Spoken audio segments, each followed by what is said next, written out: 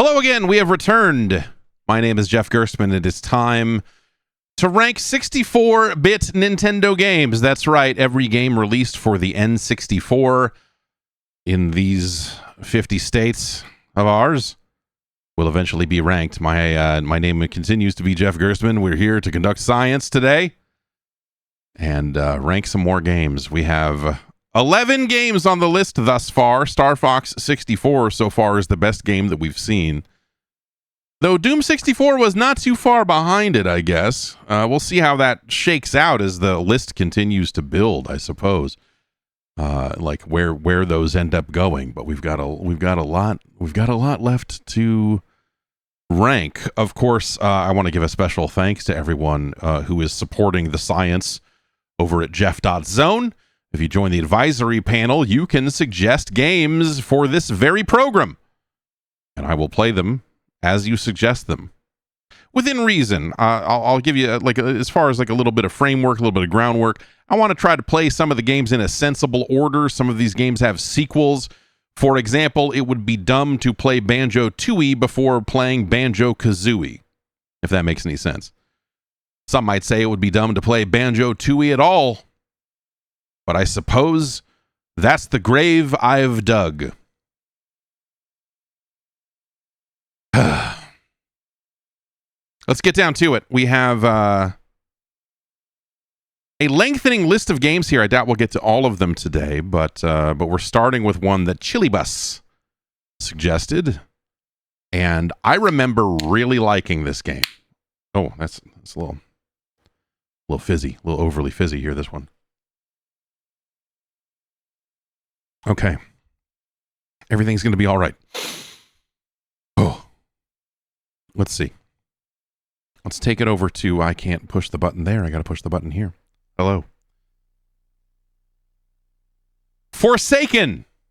Or I suppose Forsaken 64, if you must. And we must. Acclaim put this out. This is a first-person shooter with 6 degrees of freedom? Which is quite a lot of freedom, if you ask me. It is a Descent-like.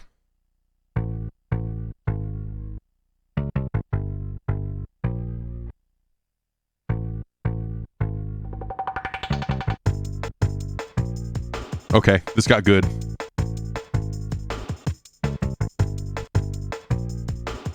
I believe this is the first game from Iguana we've seen so far. Oh my gosh. You thought the Doom 64 introduction with dudes fighting around a logo was good. Well, Acclaim said, fuck that, fuck you.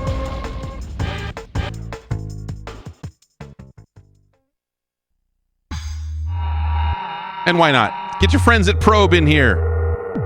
Get in, everybody. We're going to this space. Oh, well, Acclaim Publishing. This game came out for PC at the time, and it has since been remade as one of the Night Dive games, I believe.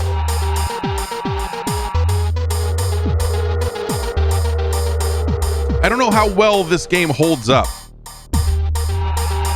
And that's what I remember this game being like a bright spot in the library at the time.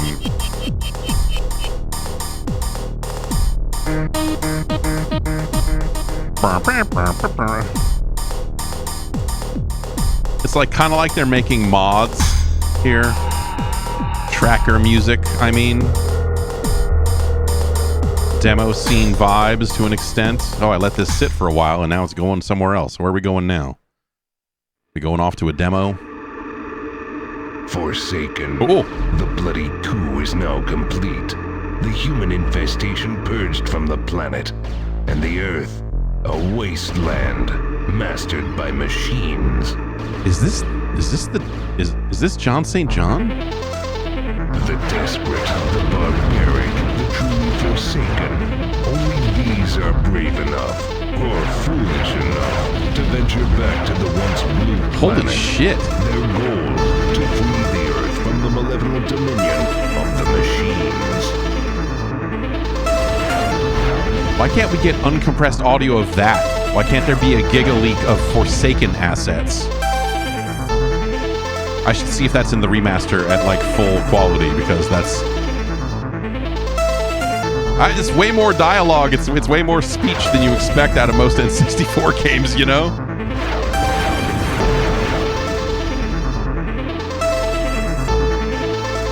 It's a good little demo. All right, he's done talking, so we're gonna.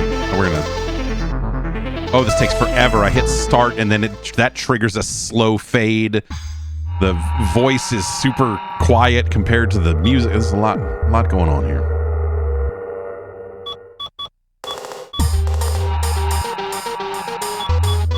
Let's take a look. Okay. So forward and backwards. So it's weirdly reversed, which I guess makes sense in a weird video game kind of way, that the A button is forward and B is backwards, even though B is forward, is above the A button.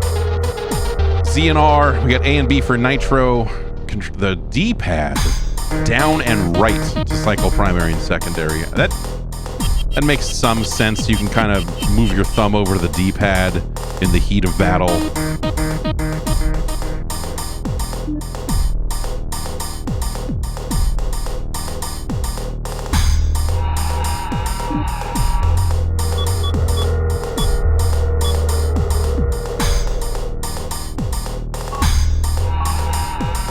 Locasena, Photoid, Nimsu Sin, LAJ. LAJ's a fucking scumbag. LAJ has the fucking worst coke in all of fucking Silver Lake. He's an absolute piece of shit. You see LAJ, tell that motherfucker I'm gonna kick his fucking ass. Tell him Clark Culver's coming for him. Straight out of Culver City's finest. Well, I do like Earl Sleek. Trucker. Beard. We ran out of cool names.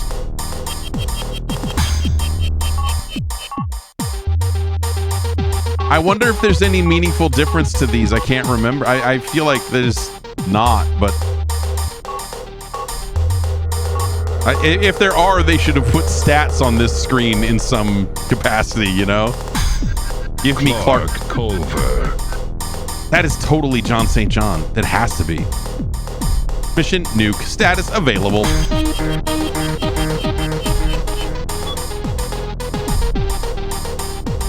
The abandoned nuclear plant is the setting for your first foray into the heart of the Mechanoid Defense Force, MDF.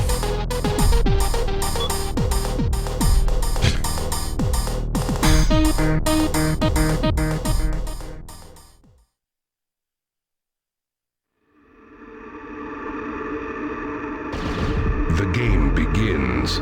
There is carnage ahead, and for the victor, there is honor and the spoils of battle. For the vanquished, there is pain and humiliation. Failure is not an option for the Forsaken.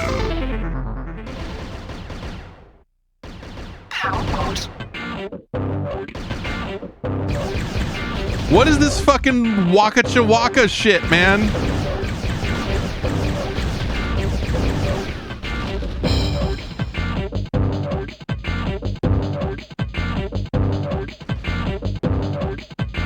You know what? If I were to make a change to these controls, which I guess I'm not going to do, it would be to change B and A to my strafe up and down, and then use the C buttons to like be forward and back as well as side to side. Because right now, up and down C are strafing up and down. Well, I don't know. I guess maybe it doesn't matter. But... Oh, hello.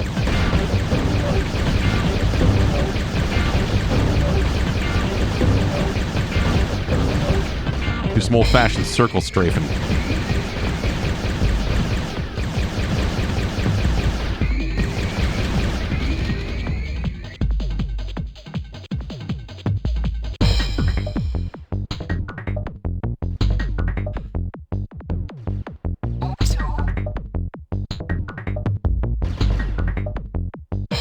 There are 16 enemies.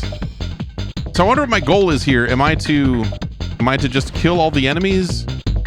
Or do I have to go somewhere and do something?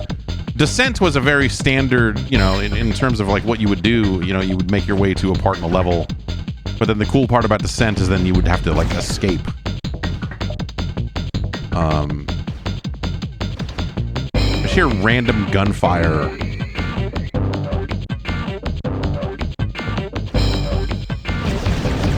That's a collectible.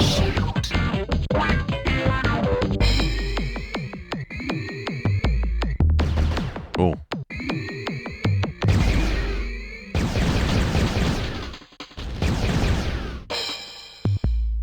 There's a little bass for you. A little fucking bass.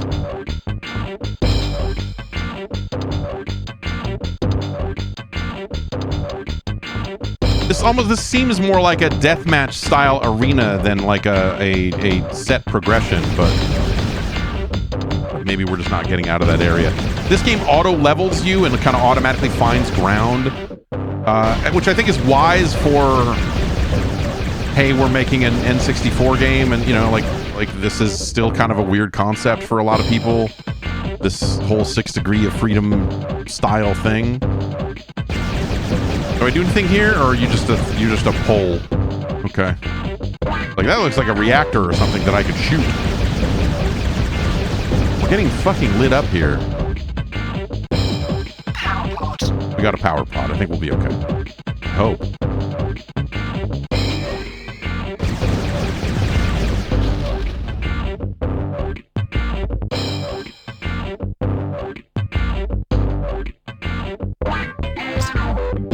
We got 2 optical fucking little dudes. So I think if we go to third person, you'll see we've got little satellites around us.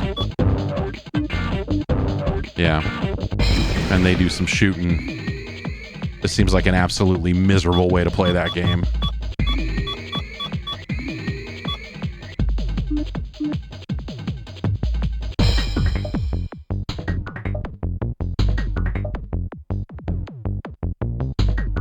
So it will try to always level you to the ground. You can't like do barrel rolls in this game the way that Descent would kind of let you get a little squirrely with it. Lost one of my little orbity dudes.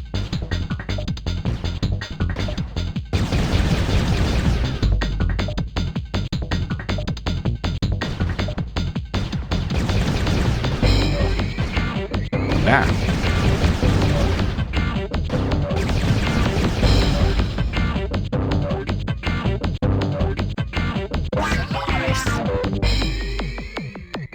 Let's find this one remaining enemy and use a secondary weapon on him.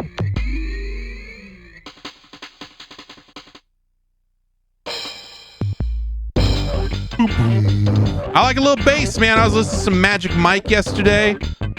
Everyone was gone. I was home alone, and I was like, I'm going to turn these speakers up all the way and listen to Feel the Bass. And it's nice. I couldn't remember, like, this subwoofer I have hooked up to my PC. I'm never quite sure if it's working, but then I turned that all the way up. I'm like, okay, yeah, this is still working. I am just wandering around in a circle. Yeah, this does not feel like it is like a linear level with a entrance and exit or what have you. I don't have a map, but we can use the D-pad to change weapons here. We have that Solaris equipped. Let's go up here. So I think this is where we started, but they all kind of look the same, you know?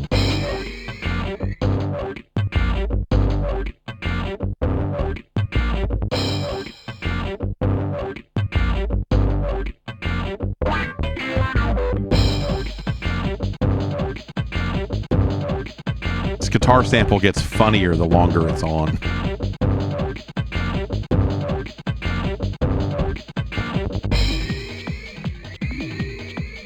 Scatter.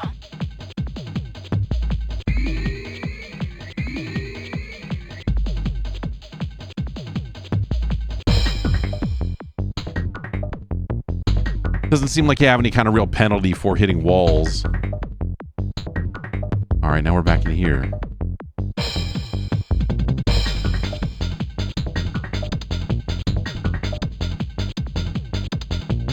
I am really lost here. I mean, I have like a rough idea of where I am, but we were up and then we went down. So I want to see if I can keep going down, I guess. But maybe this is the bottom.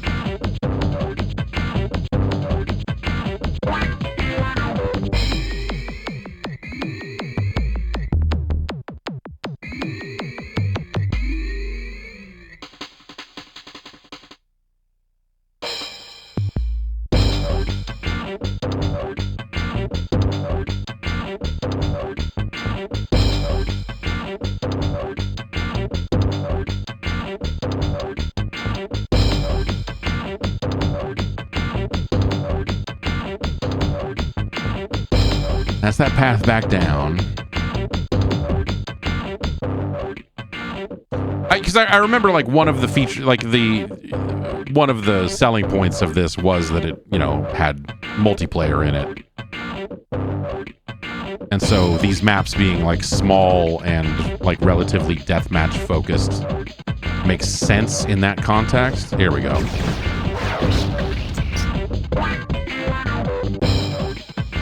Okay, so they're like bot matches almost.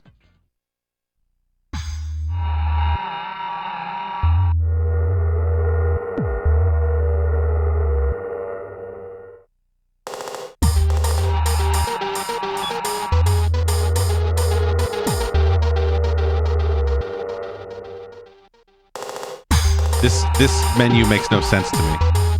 This level select is just like there's grayed out levels, and it's like there's some grayed out ones over here. It's not immediately clear what direction you can move in. It's real weird. This mission places you within touching distance of Babalas. Hidden within the mission is the defensive shield monitor. Okay, thanks for the intel, I suppose.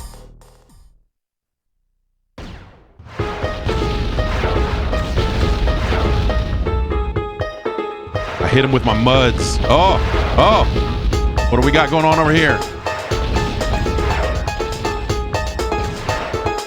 Okay, so this one says kills 3 as opposed to enemies remaining.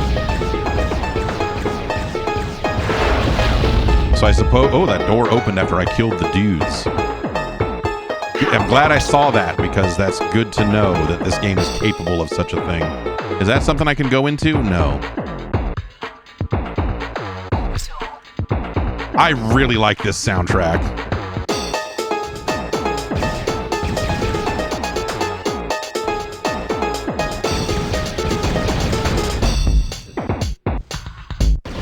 For like the capabilities of the N64.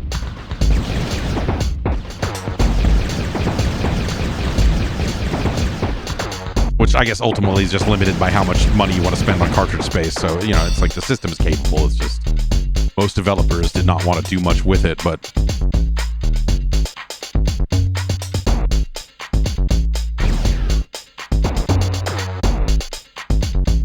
so I came in from down here. Does that mean that this is going to be another door that I'm going to open up here? Oh, well, we shot whatever that is. Okay, that opened that.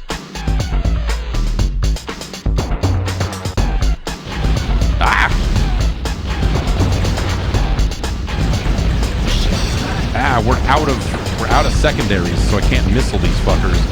That's shield pickup right there. Someone's still shooting. They're on the other side of some wall somewhere. I wonder if this is like bad line of sight, like it's shooting into the wall where I am. It just doesn't know that it can't hit me because it's primitive. Primitive video games. Shit's for babies, that type of thing.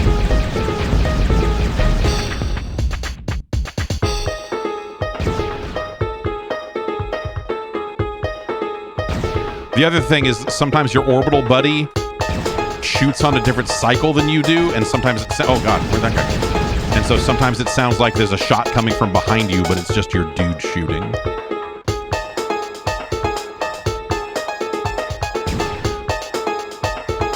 door is locked. I gotta say, a map would help this game dramatically. Oh, I like that, like, if you go into the menu, that it gives you, like, actual more detail. Maybe I needed to scroll that earlier screen. Locate the bomb and place it beside the defensive shield monitor. No, this is different text. You must return to the beam-in point before the bomb's timer reaches 0. Buddy, we are fucked.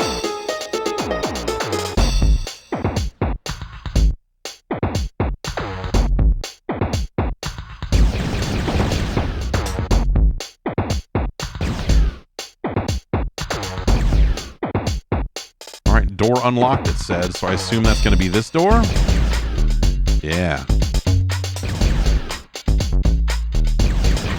Oh, those are pickups. I always reach for Trojax when it's time.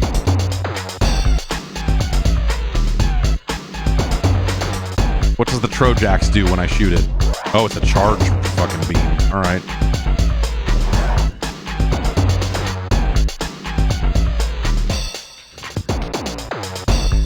Is there anything else up here? Looking like no.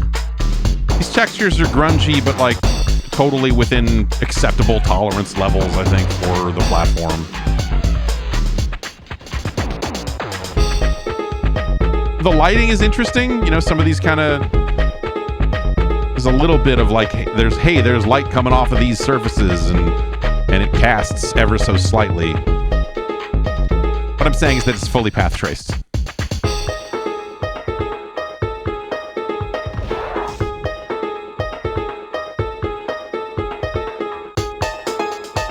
Oh, I thought there was a door down here. All right, well, where? That opened that. But how did I get into this room in the first place? That way. No, that's the hole.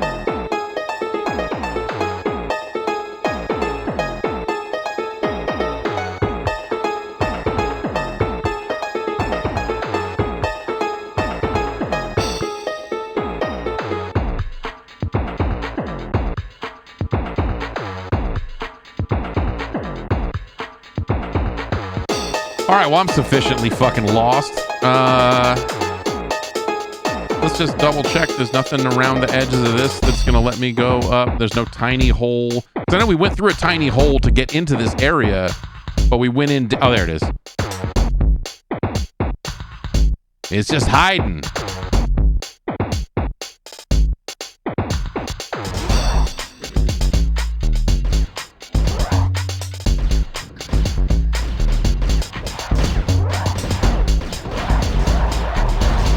Gotta back up.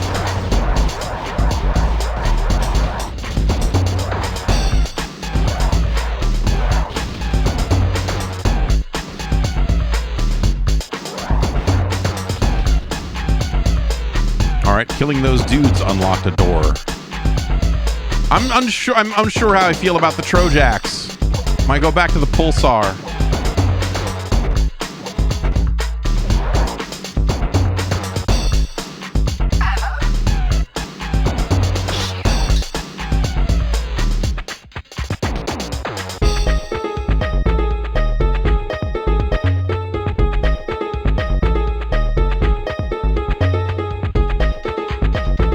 That was how we got that way. We did unlock some kind of door. Is it this one? No, this is where we started. This is where we eventually have to get back to, but we have not planted the bomb or whatever we needed to do.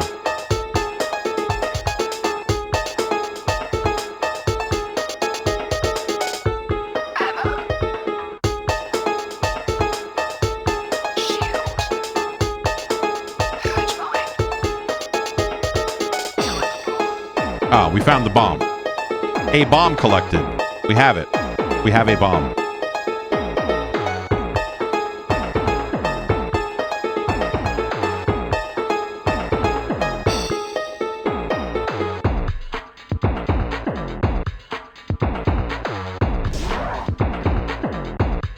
So So I assume we need to go back to where we were over this away.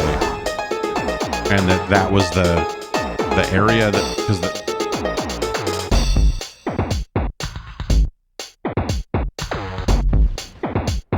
but now we have the bomb, so I assume we can plant it in this area. Well, at least I've been back and forth through this zone. No, this is just a dead end, right? Okay. Well, fuck.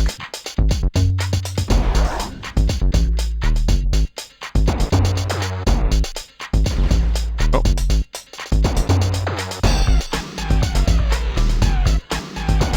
Let's make sure there's nothing else in this room. Oh, that's right. This is the room with the upward area. That's tricky, man. Like, this was, you know, people still don't like to look up in video games. It's the whole thing about this genre, which was not a very, you know, I don't know. We say genre, but really we're just talking about Descent. The 3 Descent games and this, and then like the attempts to revive Descent that have happened more recently, none of which I feel have been particularly successful. So I thought maybe this was going to be, this looks like almost some kind of structure-y kind of thing, but okay. I fucking love the Descent games. Descent 1, 2, and 3. All of them. Fucking amazing. We've got to get... No, we have been over there. Alright, nothing in here. No hidden doors on the floor or ceiling. And this game does a pretty good job of being like baby's first Descent game in a way. I don't mean that to sound quite as fucking shitty as it sounds, but because it automatically writes you and it has a defined ground and ceiling and doesn't let you roll, like you can kind of... I think it makes it a little bit easier to navigate. It can be a little confusing in spots. We probably have to go down here. Restart point activated. Oh, okay, a restart point. Oh, shit.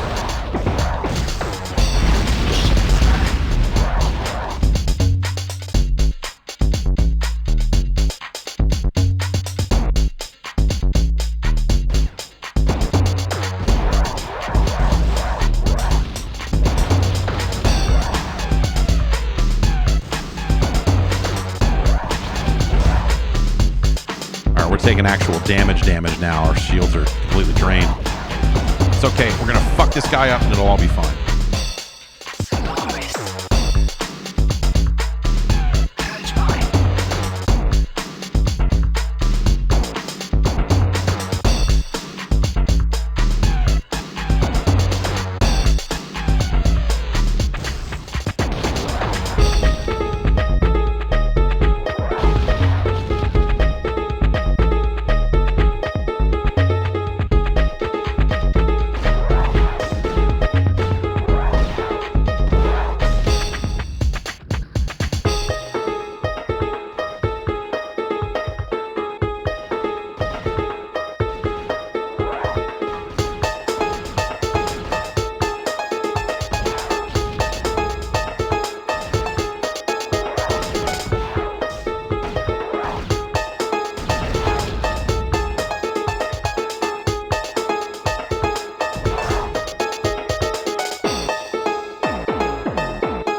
Level's just getting more confusing, and the idea that we're gonna have to like get out at some point is also becoming increasingly terrifying.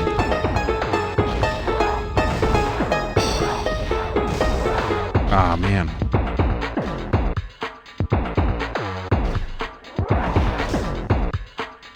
Come on, fly back in.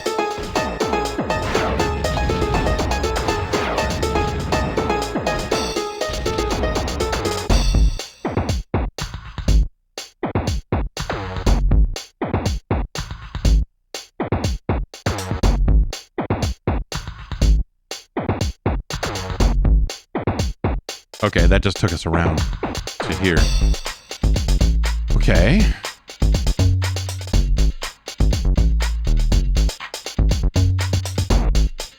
Is there anything else happening down here that I need to be made aware of, or what? Is this where we're putting the bomb? Do I need to crash into this thing? Do I need to... No? Okay, then let's go... where was that tiny little hole with the dudes we had to fight in it? That's... Wasn't it on the... There it is. No, that's just here. That's just here again.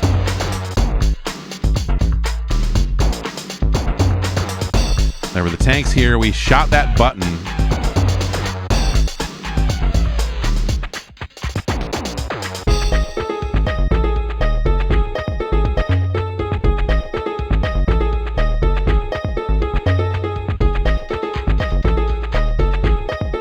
Smoking.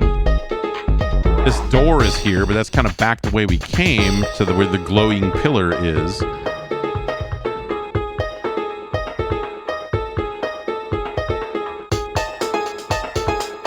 What did that button open?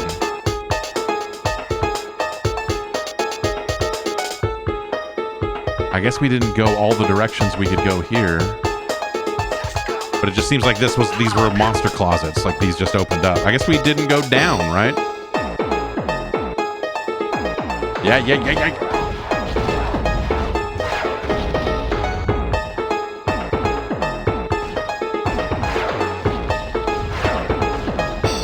Ugh, these missiles do not home in. The Solaris missiles do. The MUDs don't.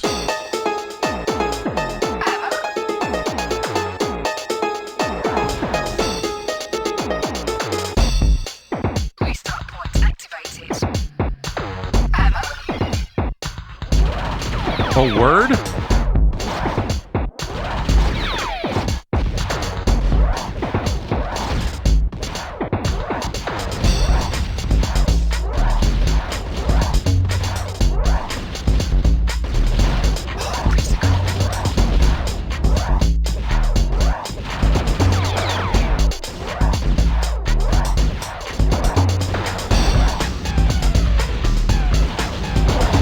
Oh, man. What does restart look like?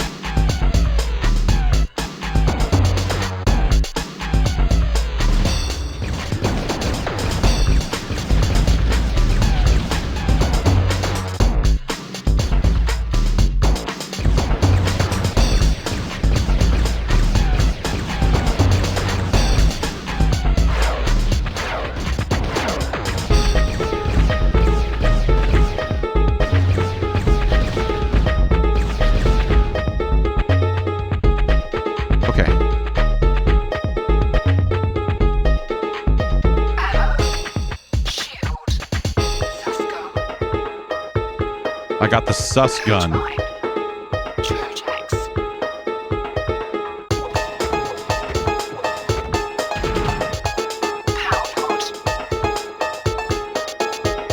Okay, we came through that big door. This opened up.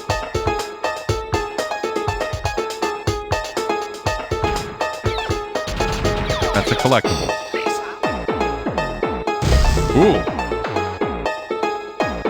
Big old beam laser.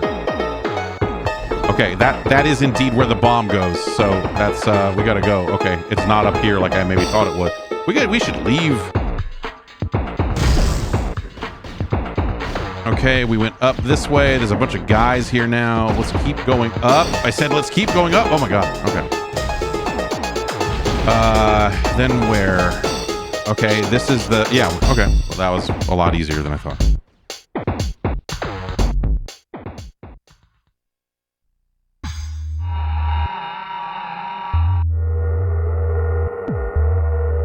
This game would benefit from a map, for sure.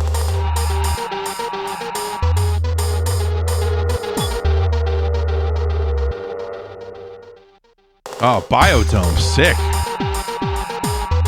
The fucking film tie-in of the year.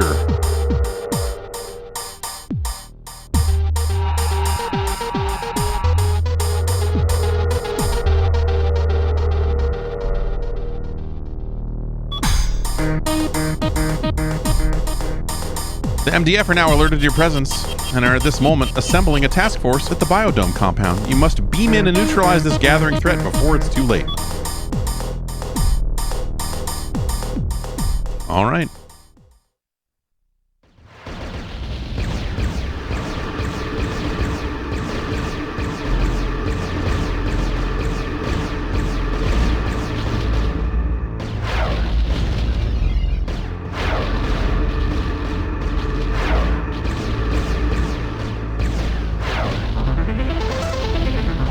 It's frustrating that you start every level with nothing. Like, I got the sus gun, man.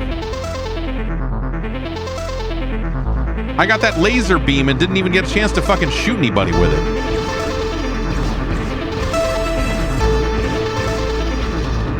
How many tracks are on this soundtrack?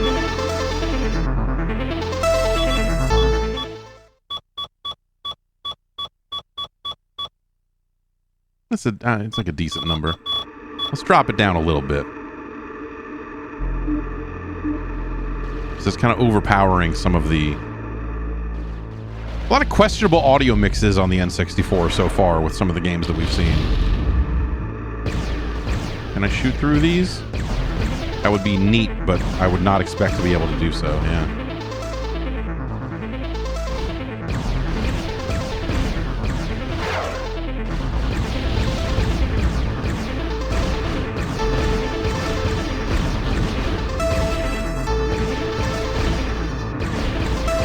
You don't really have a good opportunity to strafe also in these tight corridors. I mean, that's kind of...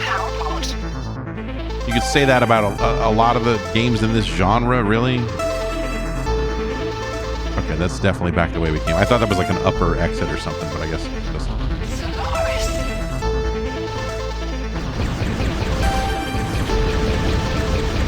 Okay, so power pod increases like our rate of fire and stuff. It's not just...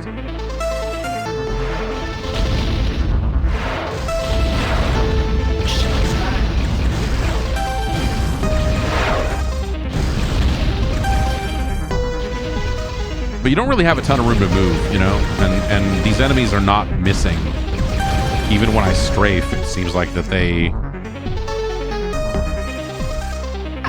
Like, it almost just feels like they're just laying into me with hit scan weapons and just fucking destroying me. I'm just getting torn apart. And you just have to take it and hope that you find these between encounters, you know? Which is not awesome.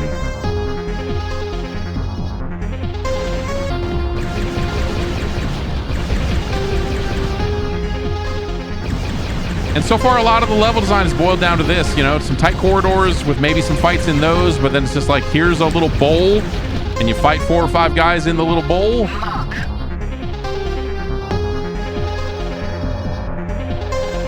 And then you get back in some corridors. Ah.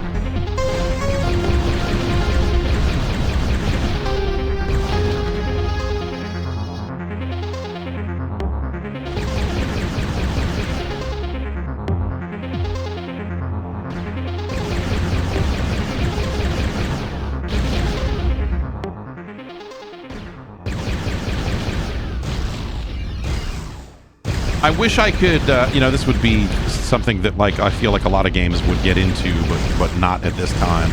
But if I could double tap these strafe buttons for a quick sideways dash to dodge some of this incoming fire, I think that would be pretty fucking rad.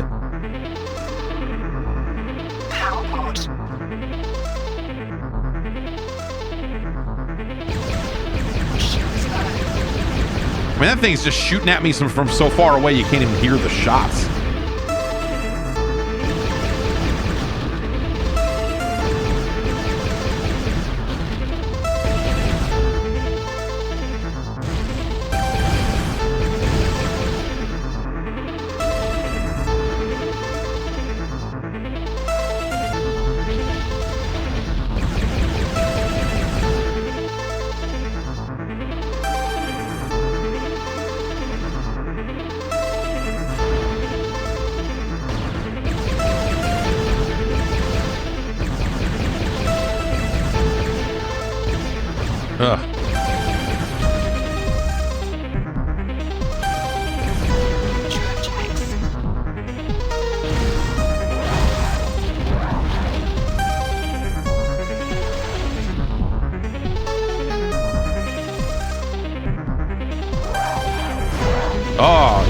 jump on them and then missed a bunch.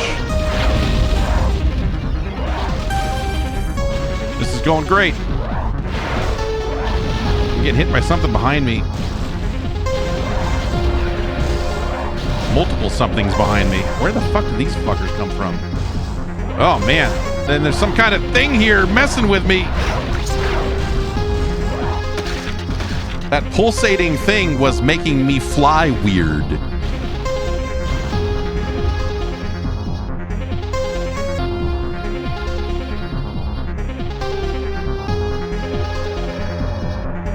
Okay, so I guess this is technically a corpse run, right? I mean, my gear's gonna be all scattered around when we get back to it.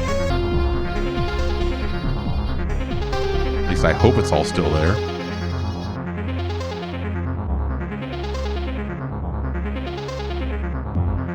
All right, this is where we caught those guys peeking, and then we went up here, and then we ended up going that way into that area, but I swear there was a guy up here.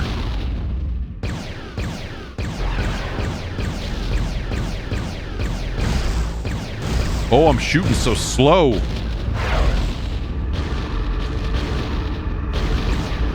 No, this is where I died. We went around in a circle there. Okay.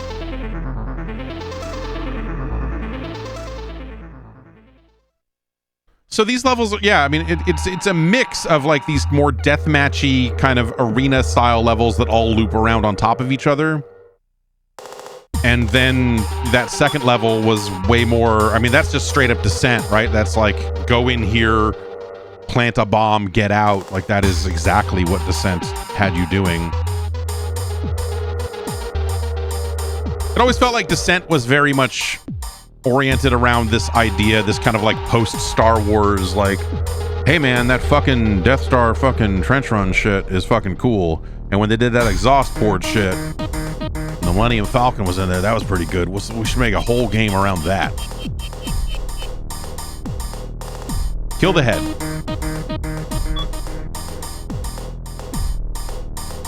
Your objective is to locate and destroy the prototype war vessel Meta Tank.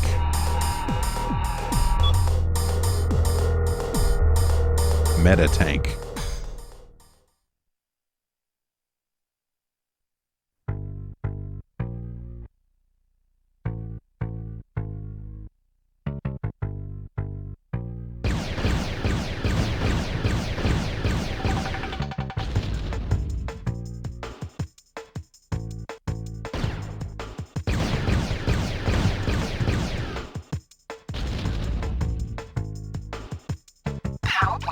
Another kind of more modern convenience that might have like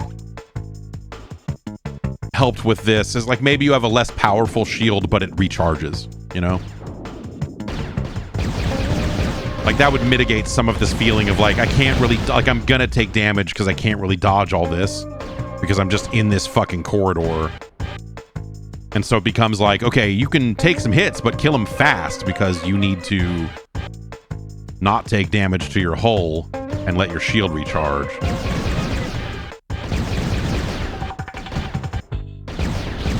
But that was not how they did these games.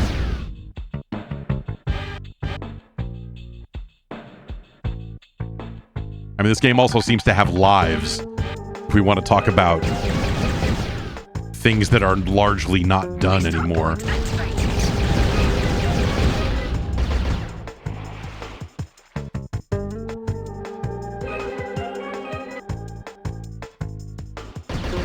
Where's the... Okay.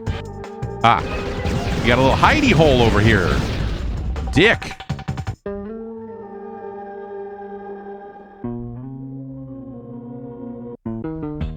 Shield.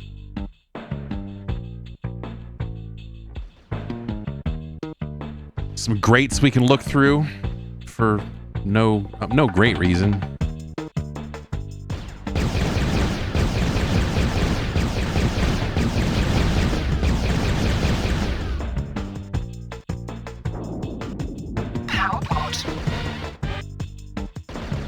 Another thing I might say is, you know, like the auto aim, like you could have, this game might have benefited from a little bit more auto aim than it has. I mean, you do get homing missiles. Is this goo? All right, we're not immediately taking damage. That's kind of neat.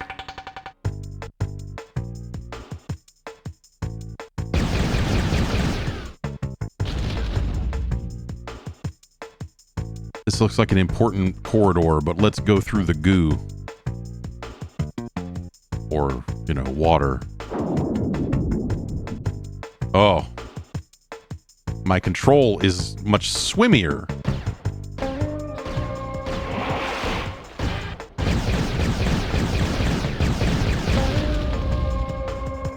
Ammo. Orbital. Multiple fire rocket launcher. The MFRL.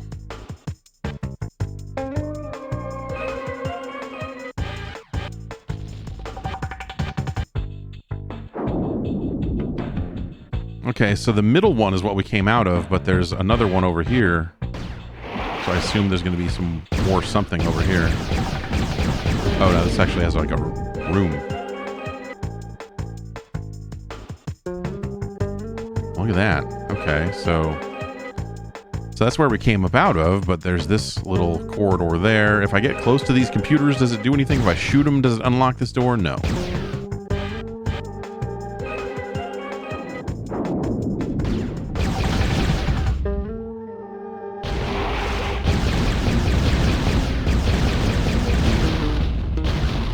Door unlocked.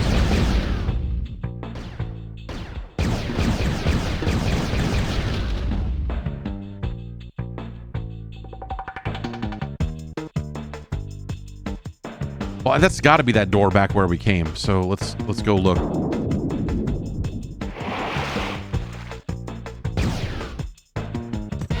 Okay, apparently it does not have to be that door.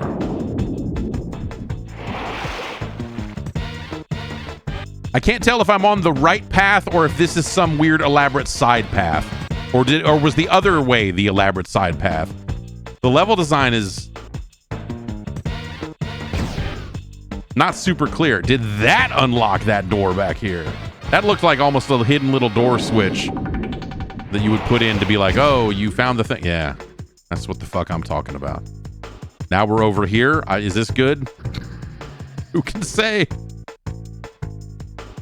Not a lot of enemies, so clearly we've been here before. Okay, so this is just the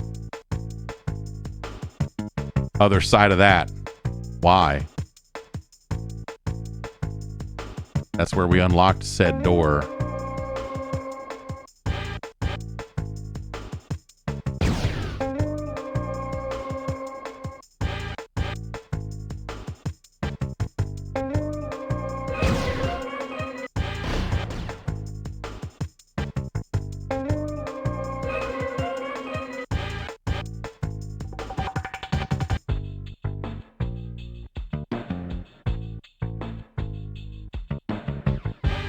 Now we're back here in the goo zone.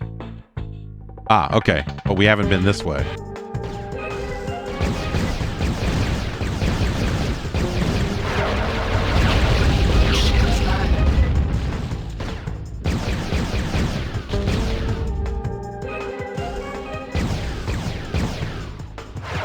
Oh!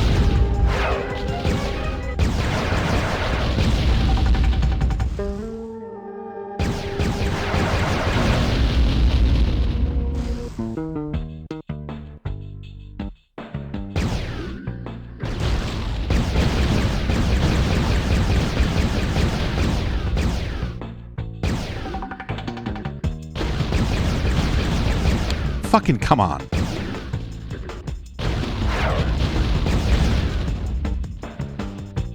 Gerstmann.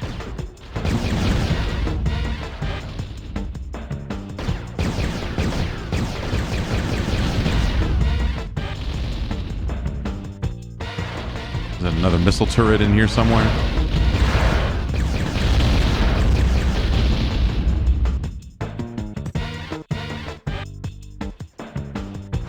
Restart point activated.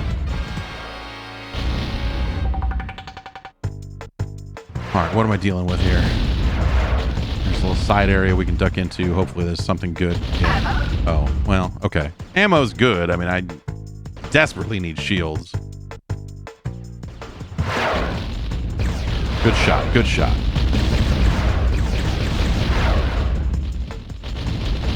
Can we land one of these missiles?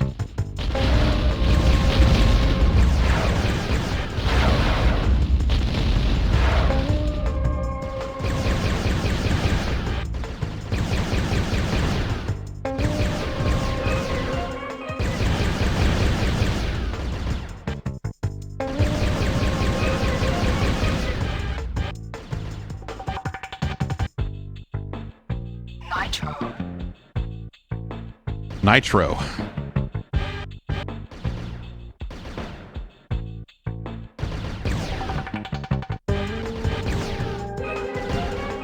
Bunch of locked doors.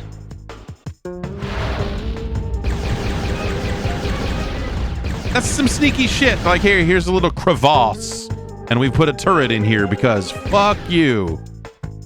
Scatter.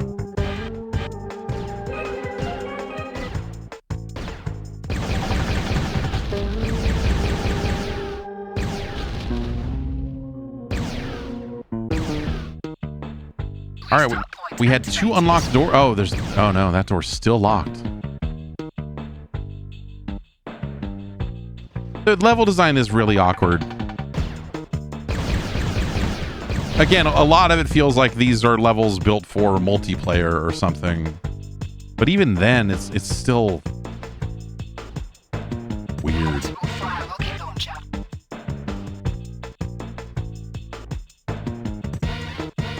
Okay, where did we come from? Here, right?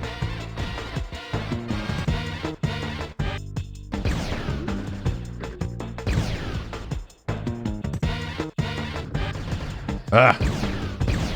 Get in there.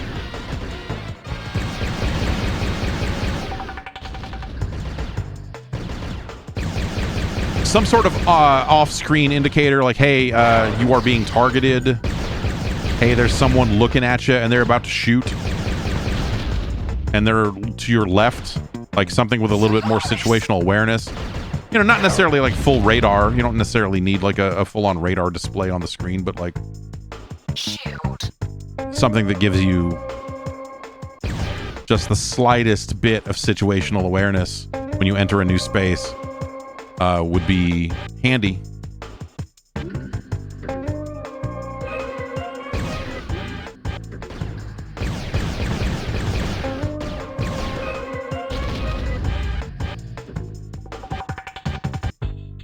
Shield. Ammo. That texture looked weird to me. I had to shoot it. So now we must have to go back to that weird little door, right? Is this a little spot here? What do we got here? A little loopy-loop. And that's that. This is where that little door... Yeah, this is where that door was. Nope, still locked. Some shit happening on the other side of that door.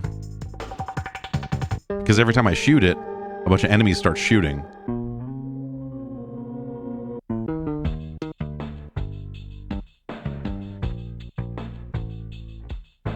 Yeah, like this level of like hunting through a level, this amount of it is honestly a bit much.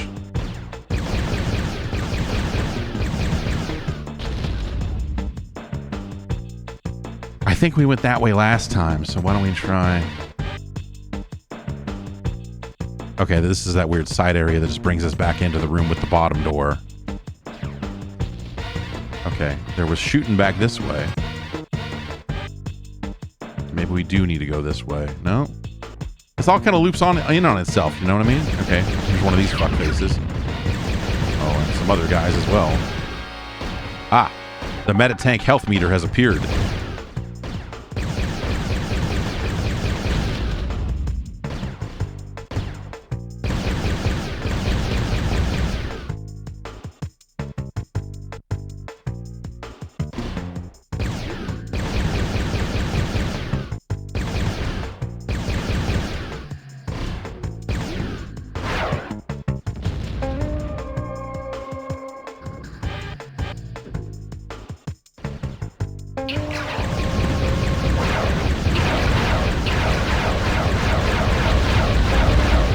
Let's strafe around this fucking thing and hit all the buttons and hope for the best.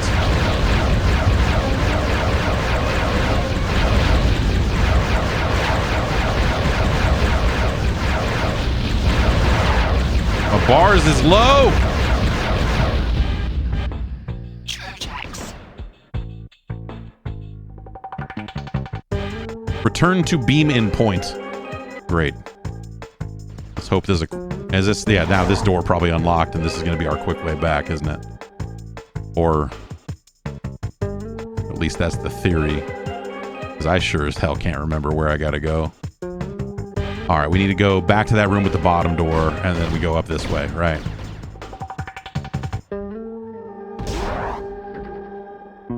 Because it was definitely around here somewhere. Okay, we came in this way through the goo. A bunch of these assholes have spawned. I don't like it.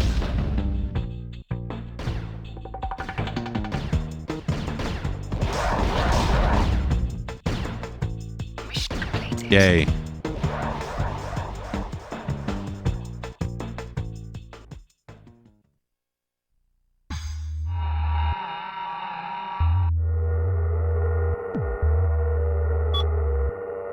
Let's look at what the next level looks like and then oh, now we get to save? Like, wait, I gotta beat that many levels before you even present me with an opportunity to save my game? It's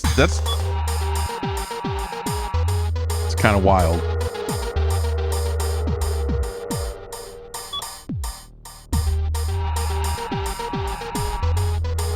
Man mech.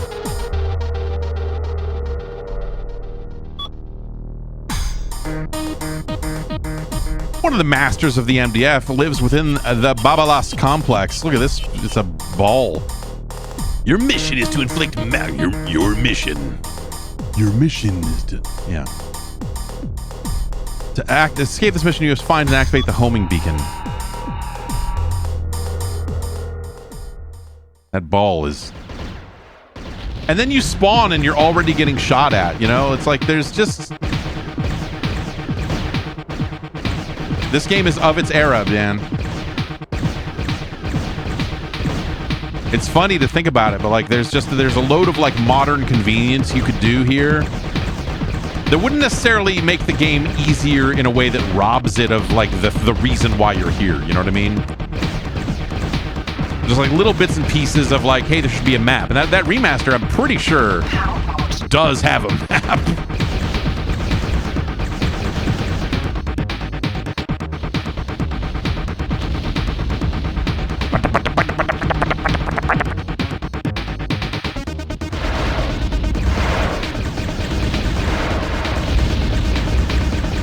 But the core concept is really good. The controls are fine. You know, it takes a little bit of getting used to. And like I said, maybe I would go for slightly different strafing controls with how they do A and B and how the top and bottom C buttons are utilized. But I think my issue with this is there's a lot of dead map design also. Like, wait, okay. Where did that fucking come from? But then you have, like, there's a lot of weird little areas that just loop around on themselves and aren't quite dead ends, but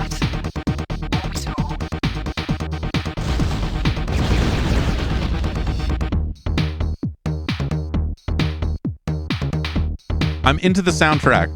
The N64 does not quite do it justice, but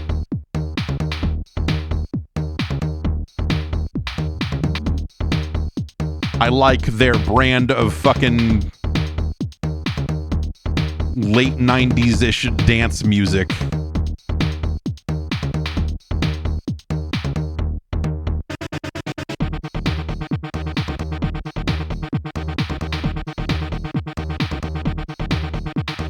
Yeah, this sounds this is the sound of the fucking United. This isn't the future sound of London. It's the fucking.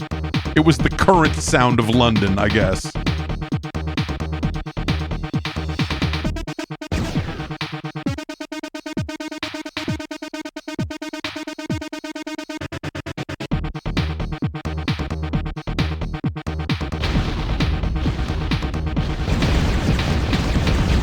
But there's too many, like, there's too much level design like that. There's way too much level design of like you enter a space very clearly pointed in a set direction, and then the game is like, oh, you thought, huh? There's a motherfucker behind you, and you're like, what? Like it's just like that stuff's not great. It's just not fun.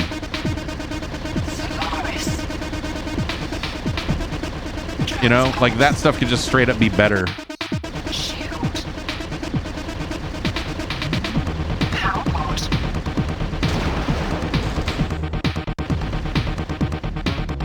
Where is this man mech? I'm gonna blast this man mech with my trans pulse.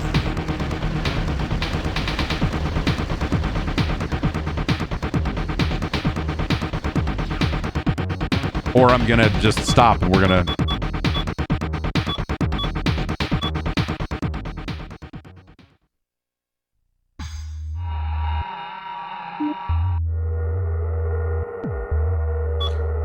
Yeah, so it did have a, you know, a multiplayer mode here that we can play. LAJ. These LAJs are gonna pay for Nim Su humming my beard Earl trucker. Sneak. Fetoid.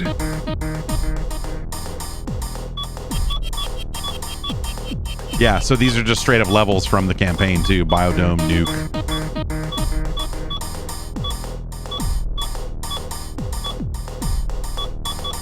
Nail, it defaults to nails, which is the hardest setting. Let's take it down to medium.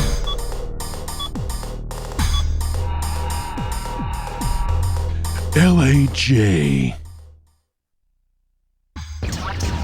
Oh boy.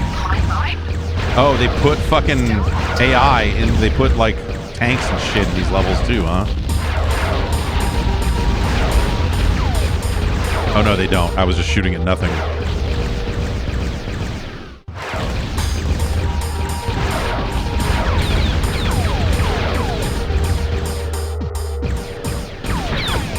Dude, split screen gaming, the compromise, often not worth it. Like, look at this fucking mess. Between the screen size, the resolution hit, and the frame rate hit, at some point you're like, hey, why are we fucking doing this? And this is like better. I mean, this frame rate is still totally fine most of the time too. It's just chunking up in some spots.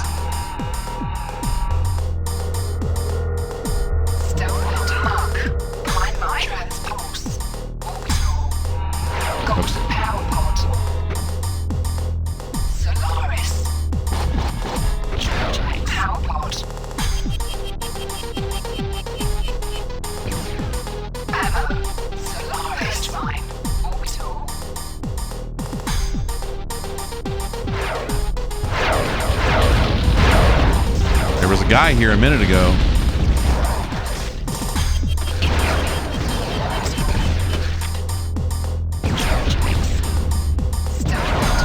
And the controls feel a lot more stiff here too. I don't know why that would be.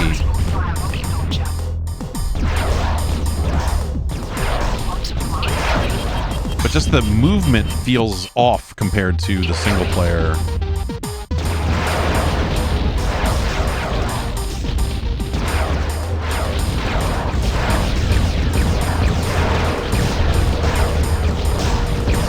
Like, this is kind of an unpleasant experience, but, you know, that's the Nintendo 64 for you.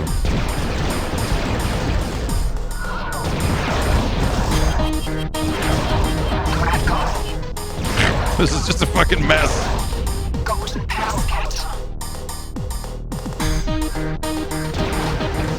Can I shoot that mine? Or am I just fucked? Okay.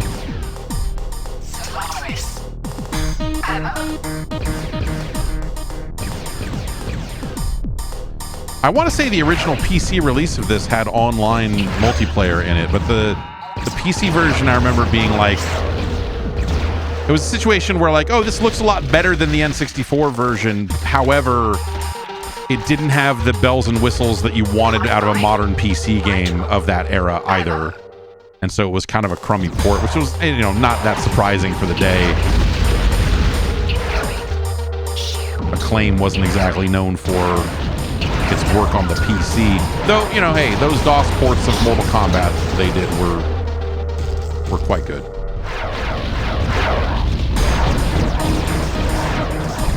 Anyway.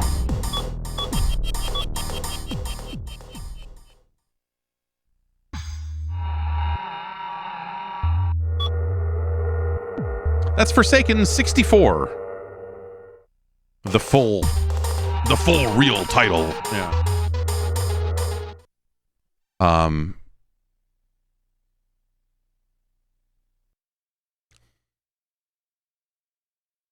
Symbol says the PC version is very different. I think this was the weird port. Sure, maybe, but I think the PC version, my memory of it was that, yeah, it just didn't live up to the standards for a shooter on PC at the time. It just felt like a kind of crummy console port. So the N64 was where this game got attention at all, because it was doing something that, was not widely available on consoles. And so that's sort of why this version of the game would stand out at all back then. Or why any version of the game would stand out back then. This is a good game. GameSpot.com gave it an 8.5. The reviewer, Jeff Gerstmann, says, between the various multiplayer options and the great single-player mode, Forsaken 64 comes out a real winner. Tilt 10. Tilt 10 on this bad boy. Graphics 9, gameplay 8, sound and value 7s.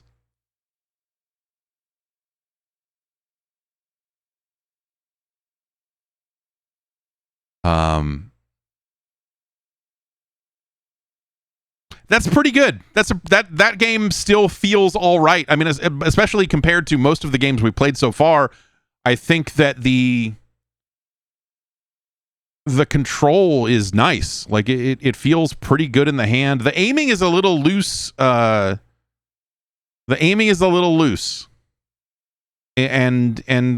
all these years later, I think it would be very easy to look at it and go like, yeah, a little bit more auto aim here, a little bit more of this, a little bit more of that, some lock-on targeting, something that would, there's stuff there that by modern standards, you would certainly do this a somewhat different way. But this is a really solid game, and it's unique. I think that's when we talk about the review, right? We talk about why did that game get an 8.5. It's because games like that didn't happen on console. Estelle in the chat says, graphics 9, huh? Remember, we were ranking them by the standards of the console. So for the N64 at that time, what year? This is 98. So, this is also like April of 98. So it's kind of before some of the other big games of 1998 perhaps came out. And so like in that context, by the standards of that platform, like, yeah, man, that was one of the best looking N64 games at that time. How it stands up today, I think, maybe that remains to be seen, but like, it did have a little bit of colored lighting in there. They're kind of fudging it a little bit if we want to be honest about it, but it runs at a really good frame rate. The multiplayer, maybe a little bit less so. And, good weapon variety. I think looking back on it now, I think, again, some of that level design and some of the missions being more around like, hey, take this multiplayer level and clear out all the enemies. And some of the kind of shitty things they do about you popping into a room and immediately getting shot from behind. There's some stuff they could do there that would improve that game for sure. But it still feels nice. I think the soundtrack is like fun. Again, kind of on the cusp of digital audio becoming more and more of a thing. And, eventually these cartridge prices would come down and you would see, like compare the not the music itself, not the tunes, not the art, but the technology, I suppose, actually the technology is not that different either now that I'm thinking about it. But I was going to say the technology between Forsaken 64 and say like Tony Hawk 3 on the N64, which is we'll get to that. We'll get to that. But I guess like the music of Tony Hawk 3 is actually like the tech is not that different in terms of it being a tracker mod style presentation as opposed to just a straight up piece of digital audio in its entirety. Yeah, wow, yeah. We'll play those games someday, I guess. But I think there's a lot to like with Forsaken 64, but we have to let the science speak here. And I don't know what that will say. We need to look at this. It's certainly better than Asteroids Hyper 64. It's better than Milo's Astro Lanes. It's better than Power Rangers Lightspeed Rescue. It's better than Tonic Trouble. It's better than Madden Football 64. Better than Toy Story 2. It is better than Cruisin' USA. It is better than Xena Warrior Princess, The Talisman of Fate. Is it better or worse than Doom 64? It's a better game than Doom 64. It's a better game than Doom 64. It's faster, it's peppier, like it's got 6 degrees of freedom. What more could you ask for? Yeah,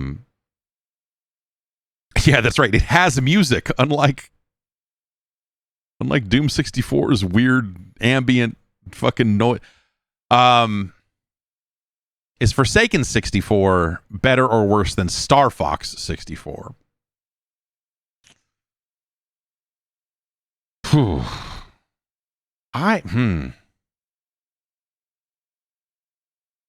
Definitely runs a lot better.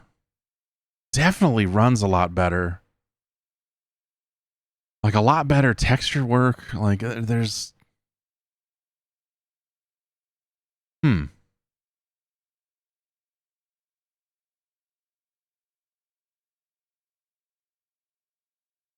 speech in Forsaken 64 was a welcome surprise. I don't know that I would say that the speech of Forsaken is better than the speech of Star Fox 64, but also maybe it is. I don't know. All that John St. John work is I want to extract all that and just hear it. I want a button I can push on my soundboard that just says LAJ.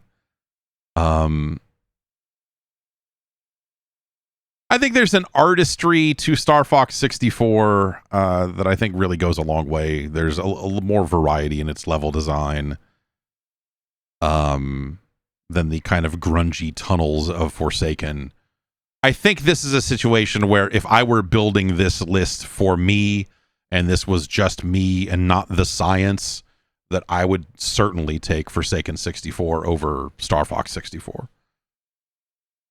But when we apply the science, I think you end up looking at like, here's a bunch of levels where you're kind of getting lost, and this should have had a map, and other games of this era had a map, and there's no, like it should have had a map.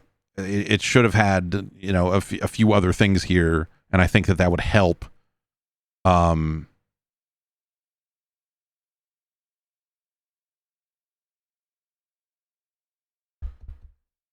Yeah, Star Fox 64 is a better game than Forsaken 64, but it's closer than you would think.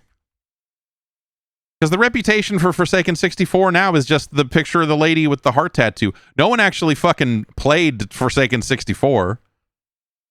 I remember at the time being something of a champion for Forsaken 64, and like no one wanted to fucking hear it. It's like that game came and fucking went, and it just became a box art, a piece of box art, the fucking phalanx of its day. The Mega Man 1 of its era, whatever you want to call it. But yeah, it's it really came and went.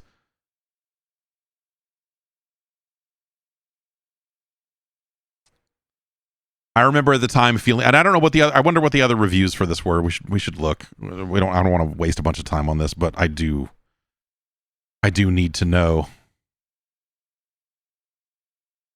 Was I an outlier for my love of Forsaken 64? Oh, it's hard because it came out on Switch Online, and so now you have like some modern reviews of it, which is just stupid. I mean, it's fun, but like that shouldn't be on fucking. That shit shouldn't be on Metacritic. All right, IGN gave it an 80, so we were pretty much.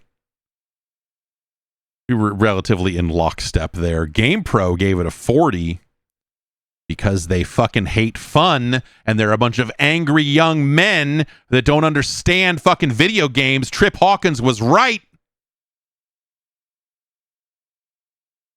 Anyway.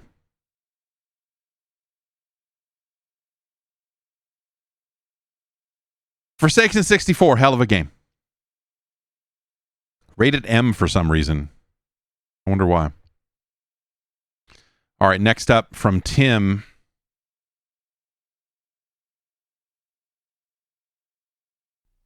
Tim wanted to see this next game. And I have no idea what this is. I don't think Tim did either.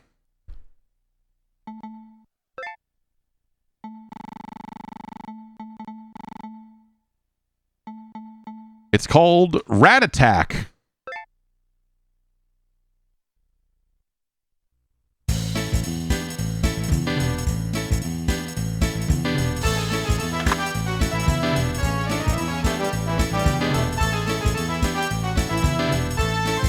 I'm already having a good time.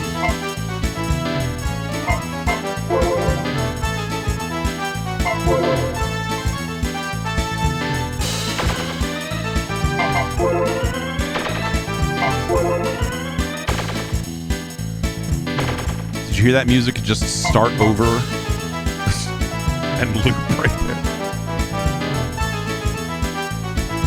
there? All right.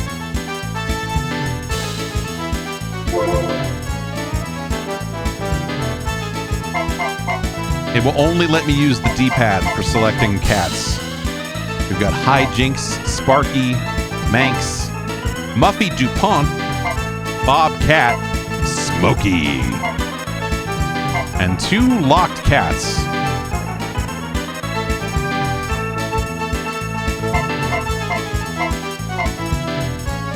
I mean, Hijinks is obviously the Ryu of this shit. Theme select. House. It's the only one I can select. We can't even see what the other ones are. I have like even from these menus, I have no idea what the fuck this is going to be. Like, I'm still in the fucking dark. Is this going to be like a platformer? Is it going to be like a choo-choo rocket style puzzle? I really... Okay. Ready to save the world again, Scratch Cat? Good, because evil mutant space rats Washington and Jefferson have returned from exile. To make matters worse, Special Agent Pearl has gone missing. I'm glad we're getting a crash course in the lore of the Rat Attack universe. Take your Eradicator, start smashing the rodent menace, and find Pearl. Remember, when you trap the rats with your Eradicator, walk over the Destructor to finally destroy them. When your rat counter reaches 0, I'll beam down the scratch door to teleport you to the next level. Okay. So the answer is it's somewhere in the middle. Hold down the A button and move around to lay your trap. Oh.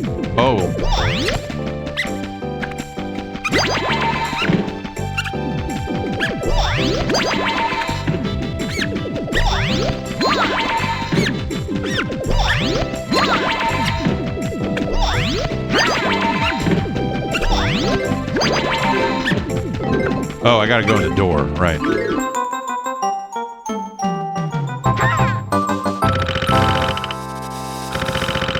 If the graphics in this were way worse, you could tell me that this would, like this could be from the makers of Pikmin comes. It's like, or, this could be our 3D Mr. Do game, I mean, you're kind of drawing boxes around stuff.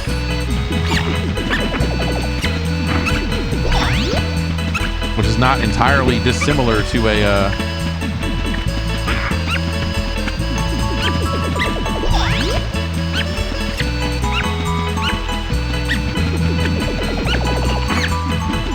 That rat is eating that toilet.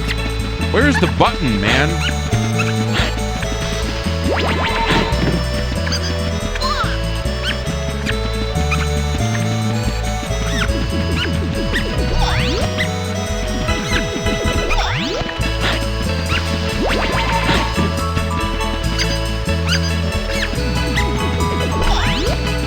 The like royalty-free cartoon sound effect when we do this.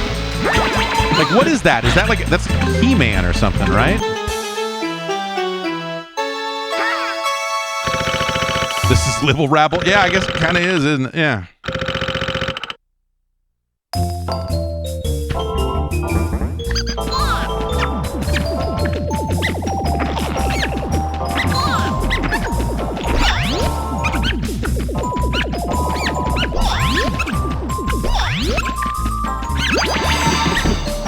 Am I spelling extra? Is that what the E and T is over here? It totally is.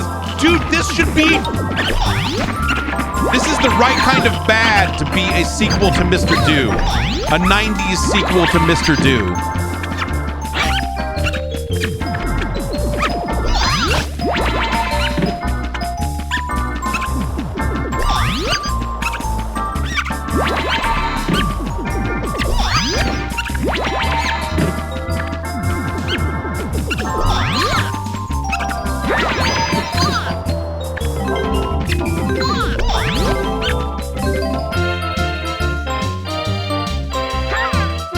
Is this a spiritual successor to Do Run Run? I'm sorry, to Mr. Do's, yes, to Do Run Run?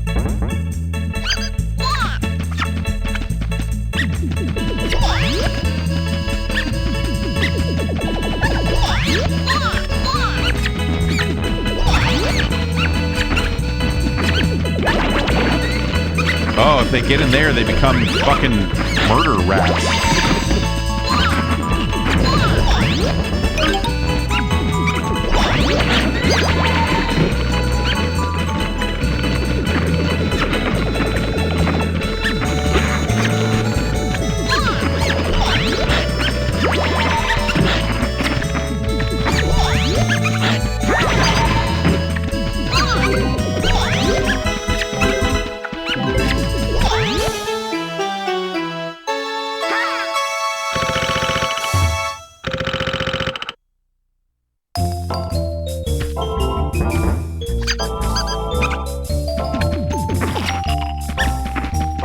The trap setting is really bad. Like, there's a lot of...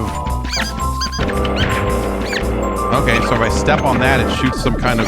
Like, I can't draw traps over objects in the world, but I also can't draw them near objects in the world because the collision is so bad.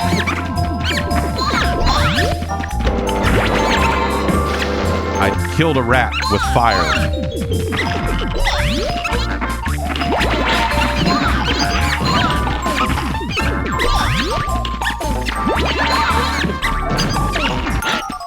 Room is trashed.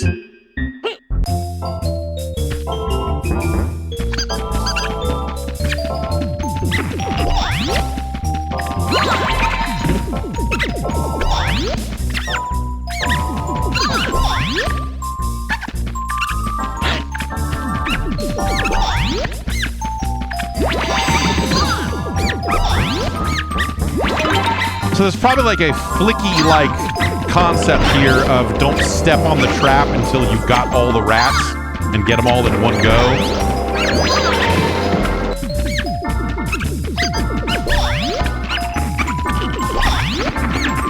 Oops.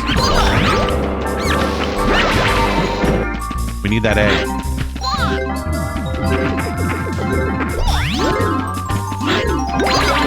Yes! Congratulations, you get extra... Whatever the fuck this guy's name is.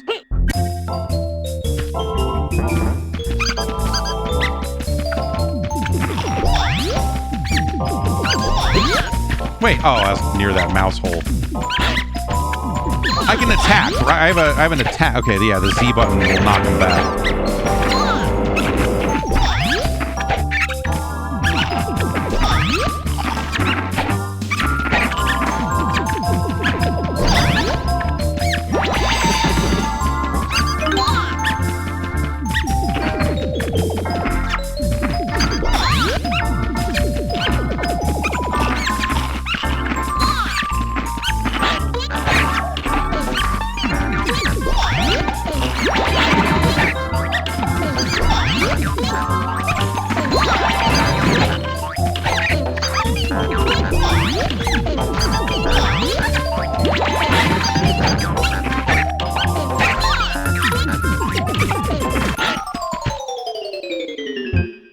God damn it.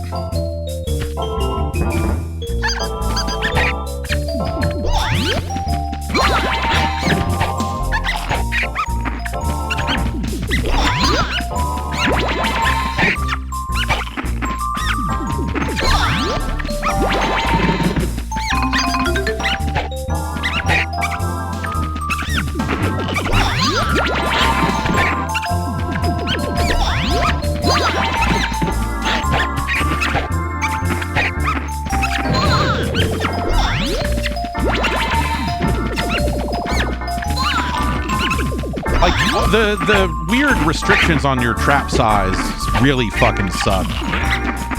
Oh, come on.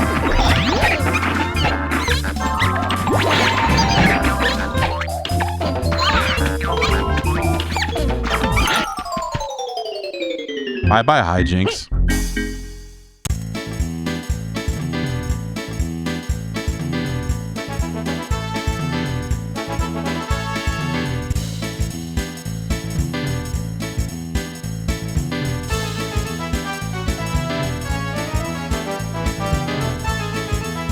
Yeah, I would love to see like a Mr. Do.pro weigh in on a game like this and how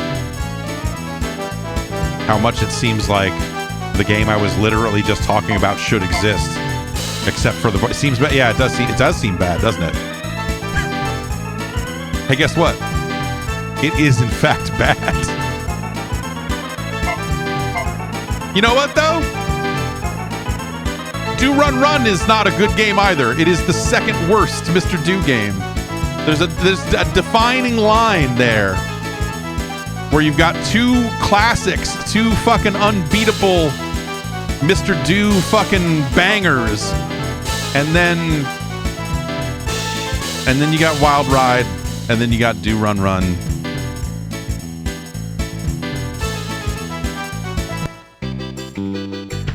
Let's see how they play it.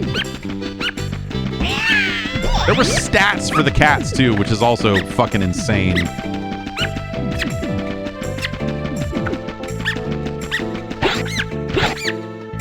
Great demo. I reviewed this for the PlayStation? Sure, dude.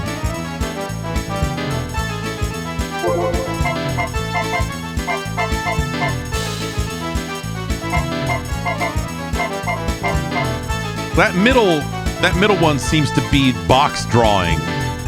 So let's see if we can take the cat with the biggest box and see what that does for us. Because yeah, see, like it can't the box cannot cross, and by cross I mean get anywhere near some of these in-world objects. Wait, no, it totally can. What the fuck is going on? Maybe it's because this cat has better box.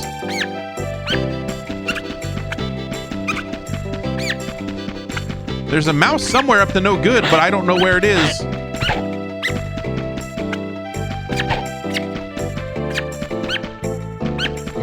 Oh, right.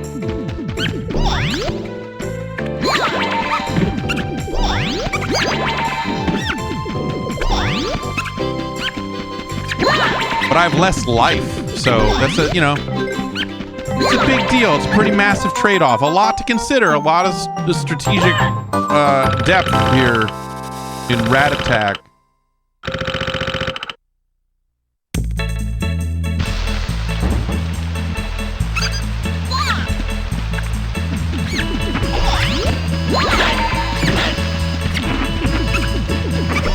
But honestly, this cat's ability to draw bigger boxes, draw boxes that are big enough to go over some of the things you're trying to protect, is like fucking the very definition of a game changer. I hate to say.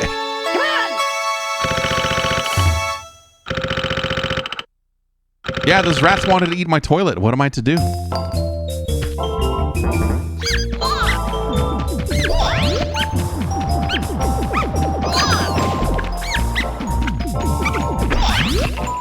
But yeah, this game has you spell extra and has you drawing boxes. I mean, the boxes in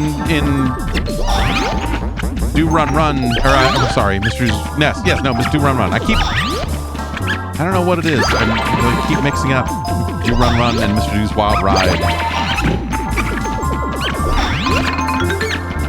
It's because I happen to think they're both low quality. They're not deserved, you know, they don't. The legacy of Mr. Do is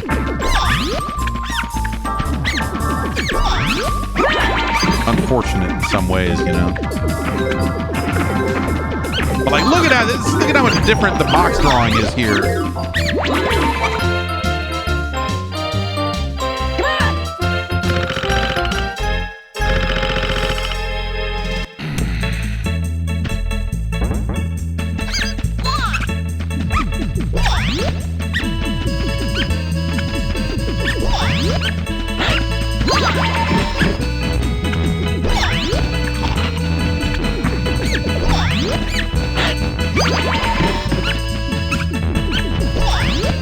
That the rats just fucking disintegrate when you trap them also, but you still have to go step on the thing to kill them. I'm gonna check. I think if I get hit, the rat pops out, right? Yeah. So any rats I have like sent to the fucking shadow realm are not truly banished until I can step on the thing. Otherwise they will pop out of my body. Why does this game exist, dude?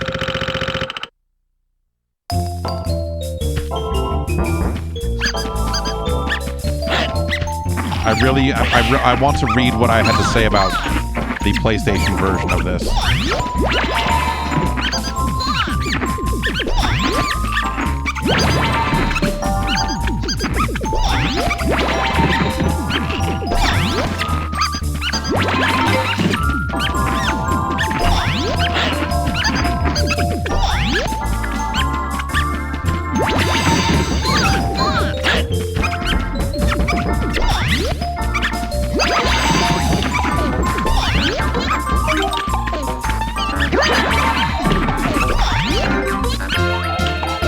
See, with a bigger box, we can finish that level no problem. Yippee yappy. Oh, what is this? We got a fucking dog fight.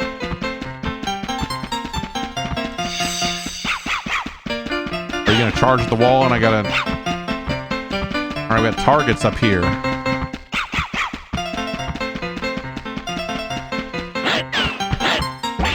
No?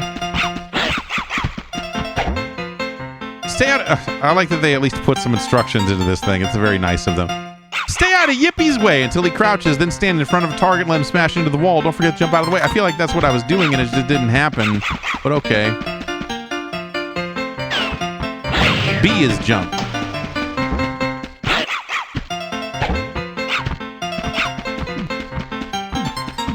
What is this? Oh, I'm...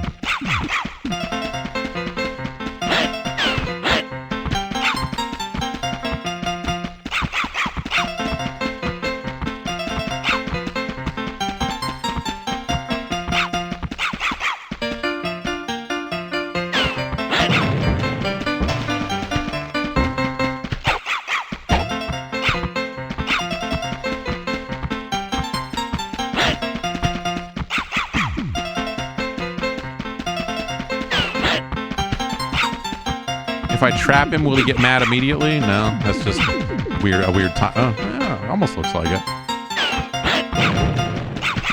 Eat shit, Yippee. Oh man! Life lost. Redo level.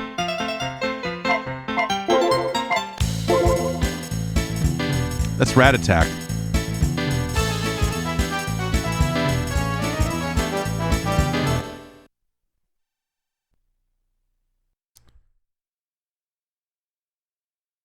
Rat Attack.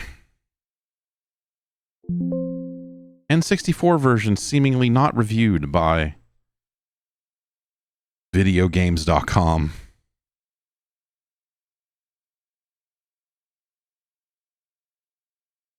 May 2nd, 2000 seems to be the date on this review. A 2.7 for the PlayStation version from one Jeff Gerstmann.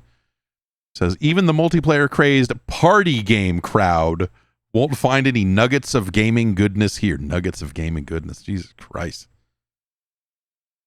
We had copy editors, but they could not save us from ourselves.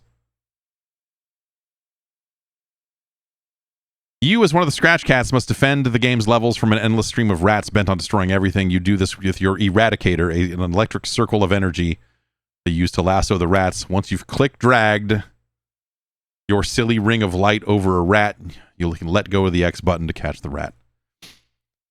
But your captive won't count towards your number of caught rats until you step on the Destructor, a small icon that sends all the rats you've caught to oblivion. Destroying more rats at once earns you more points. Yeah, okay. The game runs at an ultra-smooth frame rate, but that speed comes with a high price. The models and levels look absolutely horrible. Yeah. The entire experience feels like a slightly polished Eurose game. Yeah. That's about right. Do yourself a favor and just stay away. 2.7 out of 10. That's for the PlayStation version.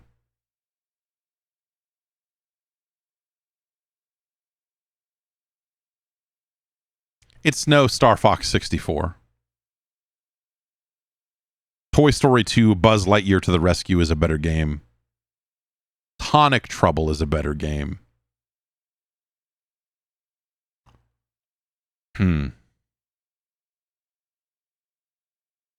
Power Rangers Lightspeed Rescue is a better game.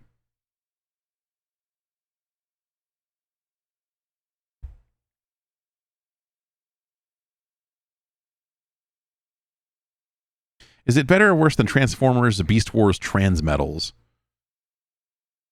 Like, Beast Wars Transmetals has that weird draw mini game.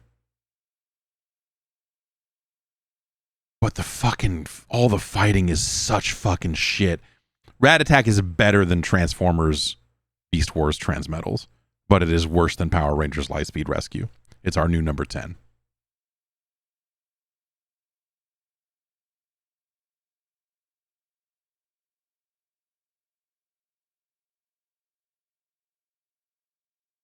And there you have it. Yay! Steven wanted to see this next one. I was not expecting to have this many fucking bangers in one episode, after Forsaken 64, but here we are.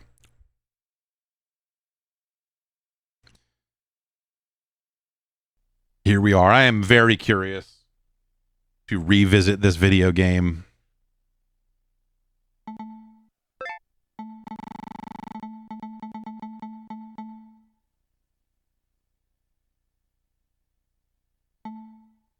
It is Fighting Force 64.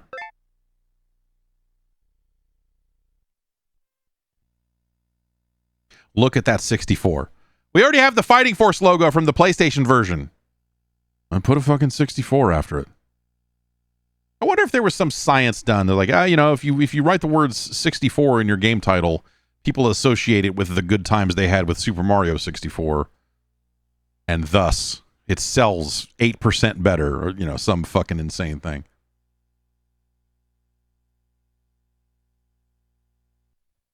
Crave published this on the N64 because no one else would.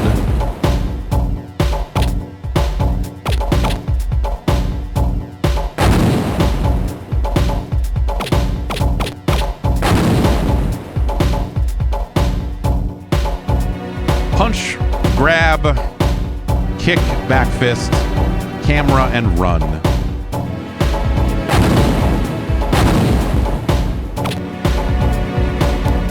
They literally just fucking practically impact fonted fucking 64. over the existing logo. Because, like, didn't Eidos publish this on PlayStation? There was definitely a run, like, Crave had a run of games where they were like, yeah, we'll put this game out on N64. Like, we'll you know, we'll publish it there. We'll make that happen for publishers that were not going to bring this game to N64. Like, Crave just ended up doing that with a handful of titles. I like the fucking super distorted, fucking bass boosted, blown out. Oh, Jesus Christ. We got Hawk, we got Mace, we got Smasher, and Alana. Let's go with Hawk. The stereo separation on this track is...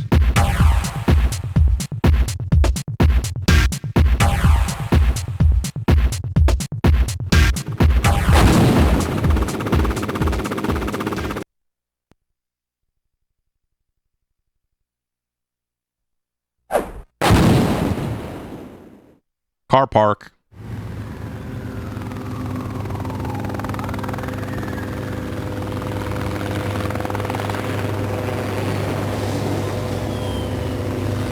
I don't know that I have any specific memories of the N64 version of this game, but you know, I want to say I reviewed it on PlayStation at least, and I remember. Oh, car park. Great. Thank you for reminding me.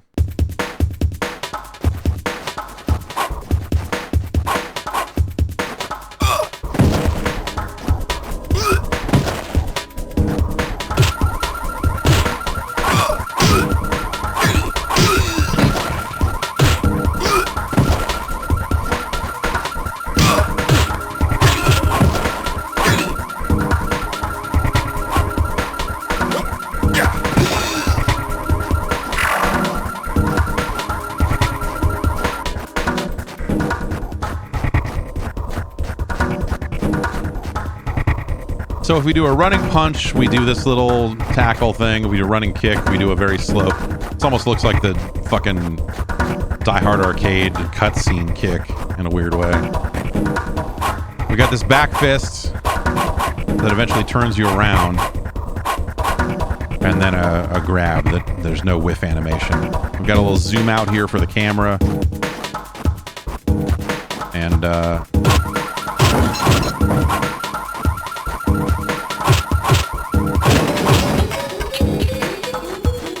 fuck the cops.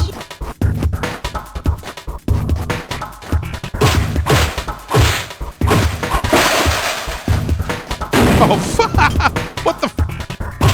I think that guy's just standing... I get that hot dog is just standing there.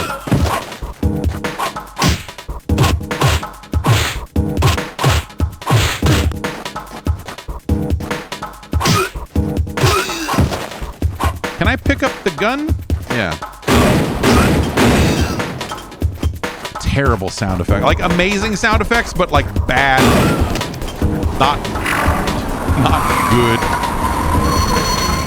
What is that flat? What is that headlight?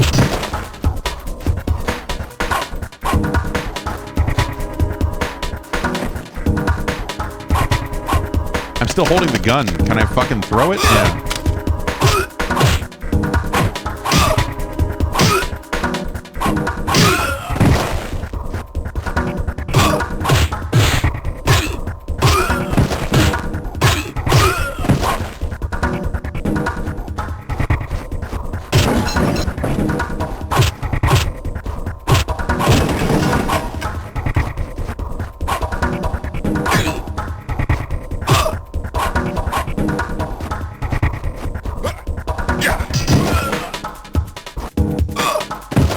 Wind up on the running kick sucks. The running tackle like comes out pretty immediately when you hit the button. Is that a hot dog? All right. All Hawk wants is a goddamn hot dog.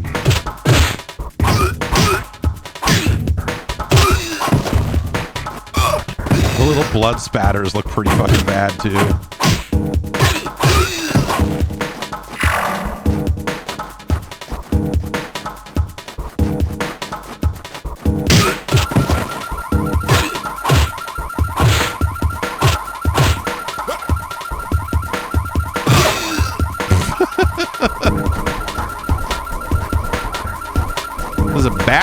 we got it. Okay. All right. Oh God! The game doesn't run it like the frame rate is fine, but like the speed of the game does not remain consistent.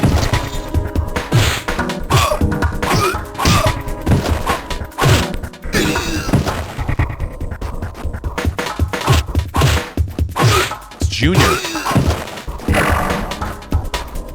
on his way to screw over Fats.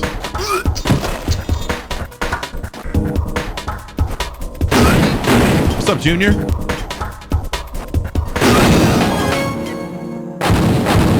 How do you like how that shit works?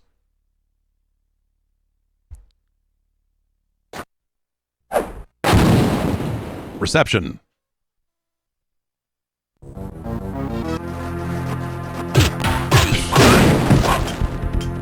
Back fist him. What are we doing? I feel like if you want to keep yourself out of trouble, like the running tackle, while it may not do a ton of damage, actually maybe it does. I don't know.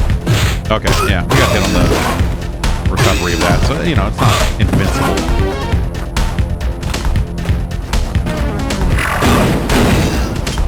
I don't know. He came in and beat up all the guards, and then the janitor walked up to him and he just fucking shot him, dude.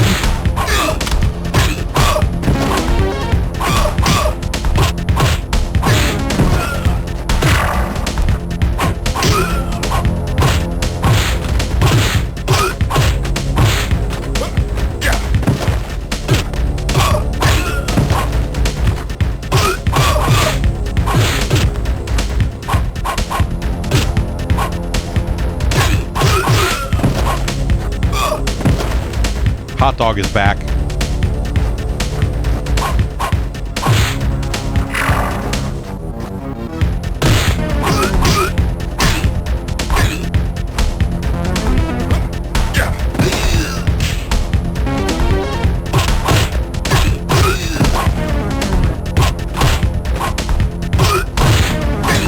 Is anything gonna happen with this fucking wall when I keep punching it? Like it sure is shaking like it's gonna do something.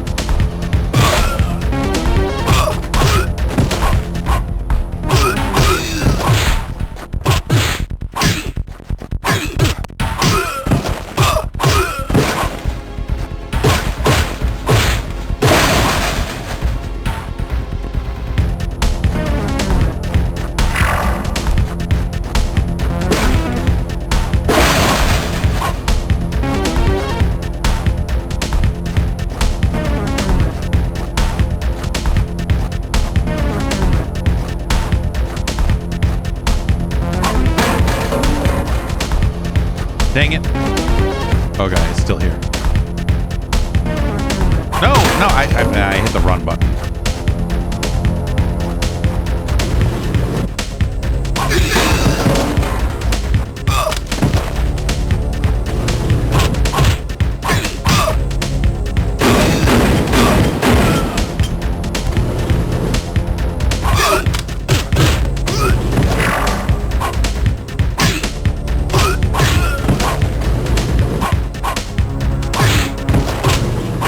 Can you see why after playing this game, and keep in mind the PlayStation version of this was a little bit better. The PlayStation version of this game is a better version of this game. But can you see why after playing this game that I might say, hey, this genre's fucking dead.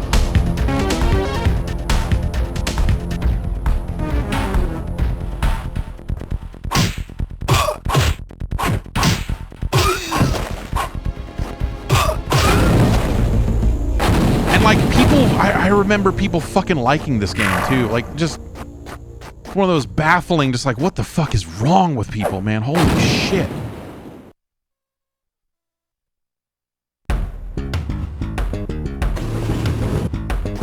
Oh, good.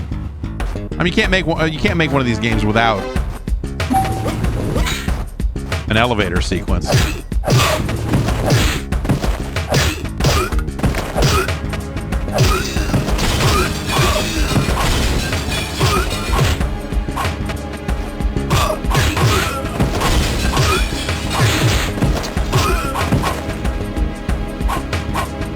Pick up the fucking stick.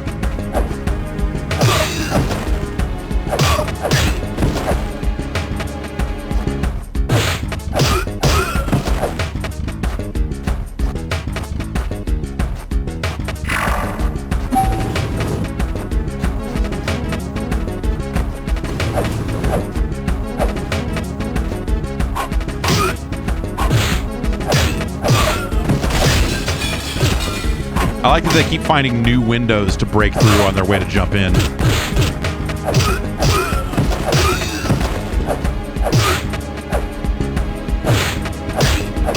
Suck it, H.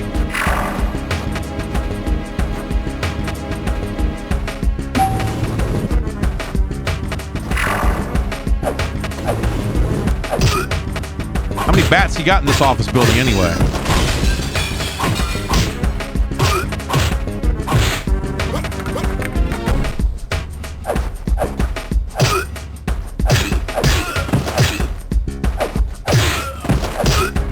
No, he killed Morris. He stole the gold bar I had on me. Can I take the other? Okay, yeah. I was gonna say, can I take the other one of these? Let's. Oh, can I not hit them until they finish running in and have activated? That's terrible.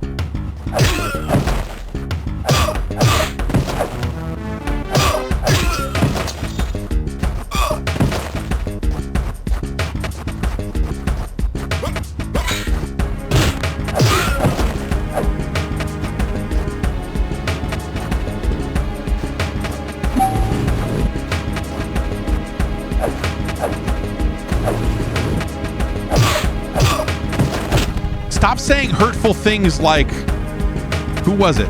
Someone in the chat said, I didn't know that this game was basically just Die Hard Arcade. Stop saying that. It is not. It might look like that from the outside looking in, but they tried to do something that was a little bit more 3D in nature, and that it fails at that completely. Die Hard Arcade is a really fucking good game.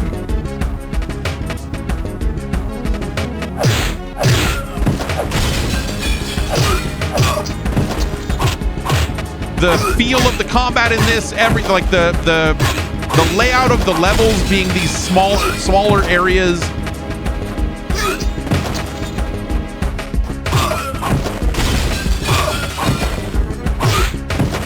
They made a belt stroller with not enough belt. It needs less safari and more track, if anything. Junior's back. And he brought Bubba. Goodbye, Junior.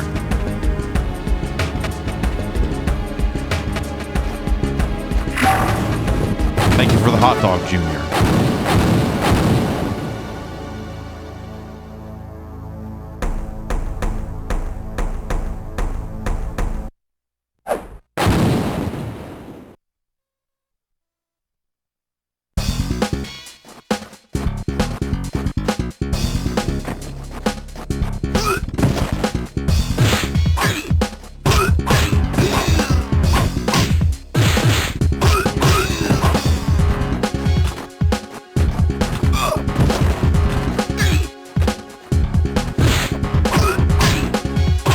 It's sort of a thing you don't realize until you play these games with headphones on in some cases. Of just like, wow, how fucking low fidelity some of these individual sounds are. And it makes them, you know, like they also sound extremely blown out. And that's like, in some ways, kind of cool. Ah, I got shot in the fucking face. Phil. Put that down. You, put that down.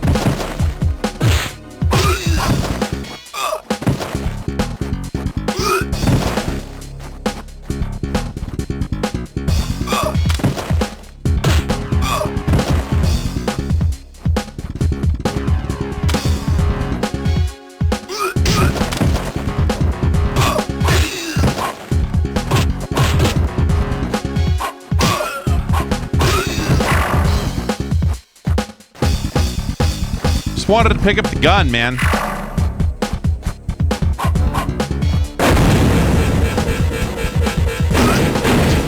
Junior's getting crazy. Junior and Bubba fucking just blowing up parts of the building now. Don't give a fuck.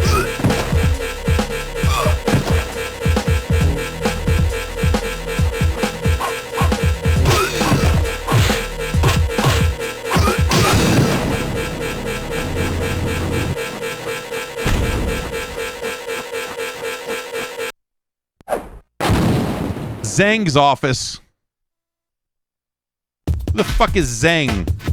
I like that the whole first level of this game is basically the last level of like your Streets of Rages and such. Yeah, elevator up to the fucking boss's office, and yeah, this whole thing. Oh, but wait, he's getting away.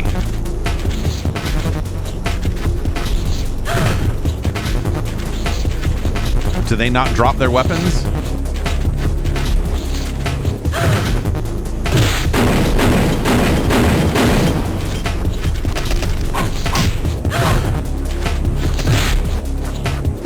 Oh, throw the gun already.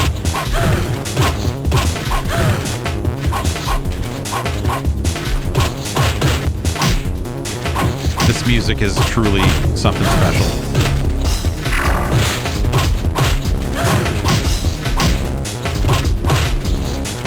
Grab her, dude. What are you doing?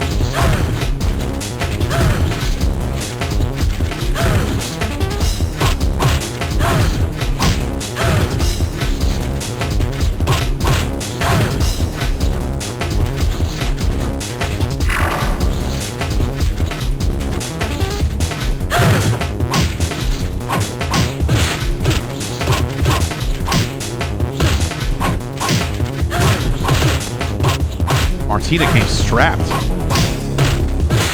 with a gun, I mean.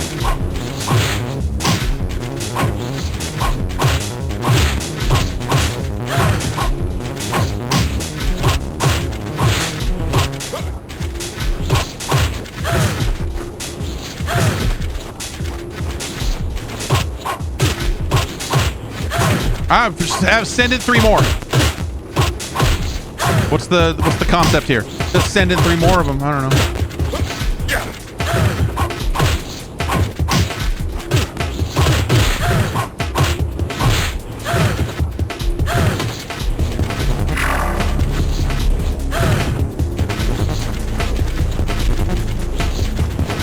Did she duck that shit?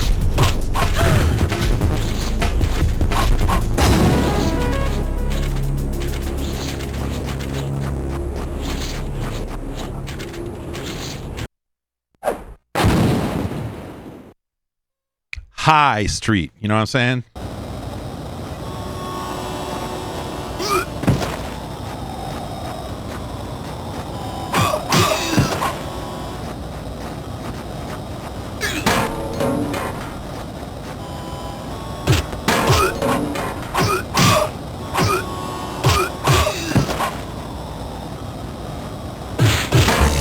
Stop it! Stop picking this thing up! Oh my god! Get me out of here!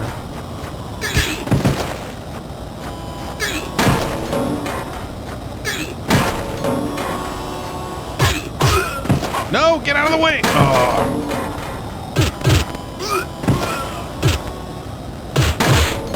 Fuck. Fucking fuck.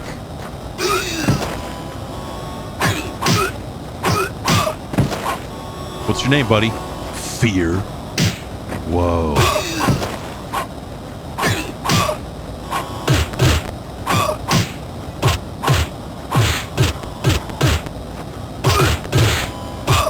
Just getting worked.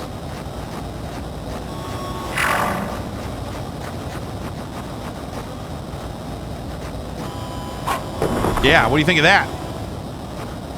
You fuck boys.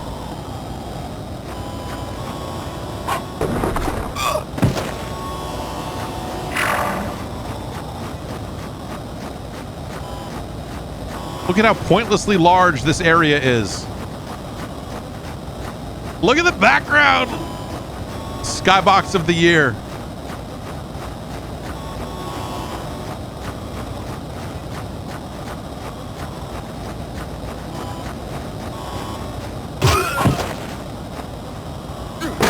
Good.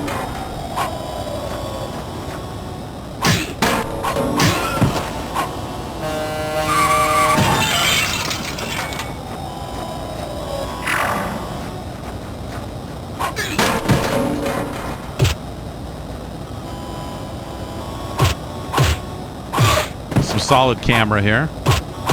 Oh, that guy is hacking.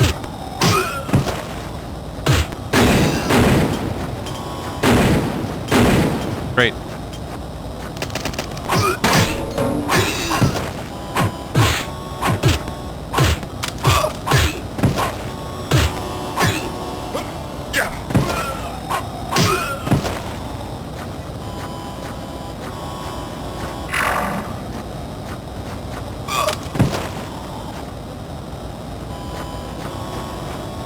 Hey, hey.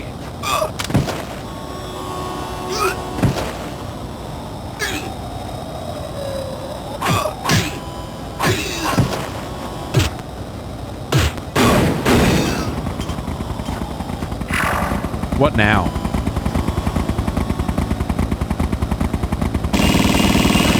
Oh. Okay.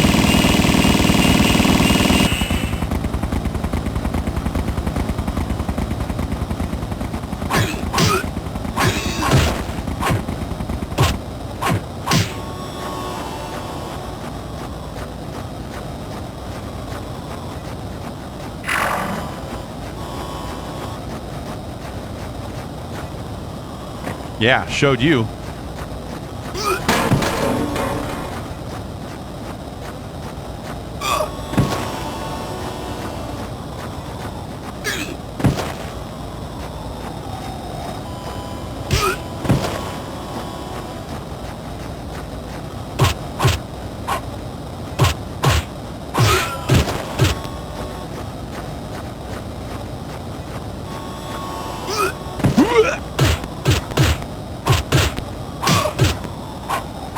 Just getting fucked here. This is...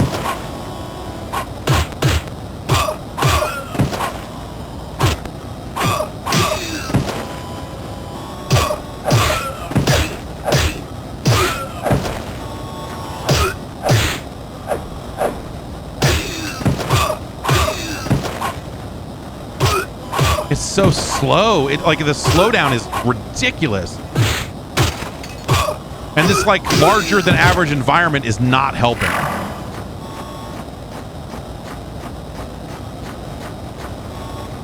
Great.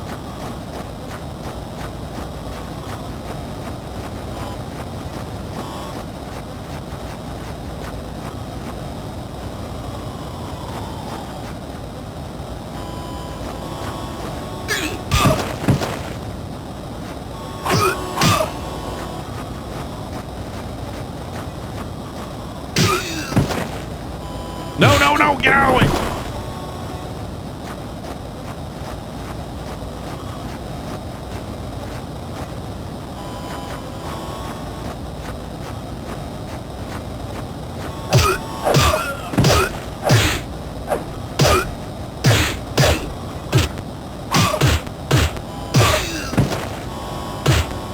Throw him.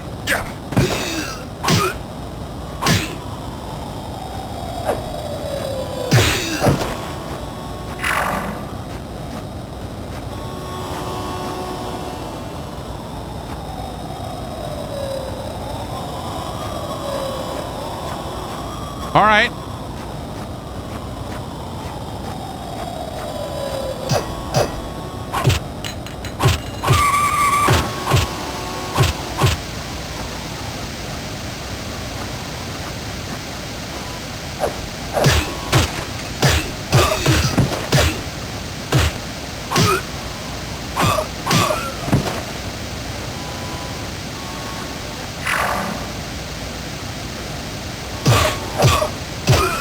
This fucking sucks, man. Holy shit.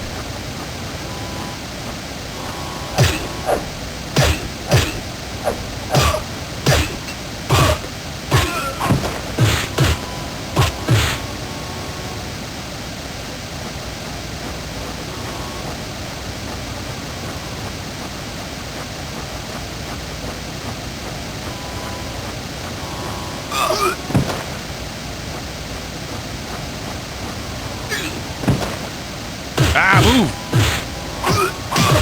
I got caught. It's bad. It's bad. We're dead. Oh. Can't move. Okay.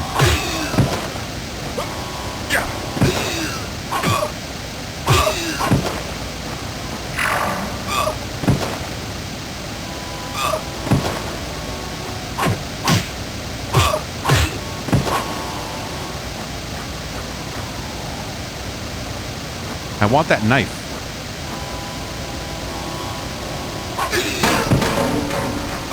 It makes you long for like the tactical complexity and exciting fun of like Pit Fighter.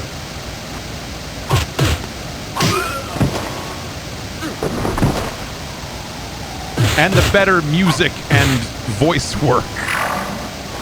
The best.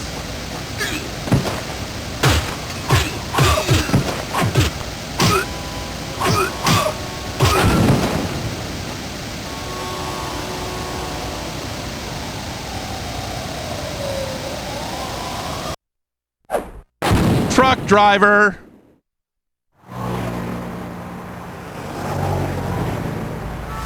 The rotation on this and then not the background is really sending me. I'm gonna be sick. Oh no, a jackknife. By the way, truck driver, in case you forgot. The level is still truck driver.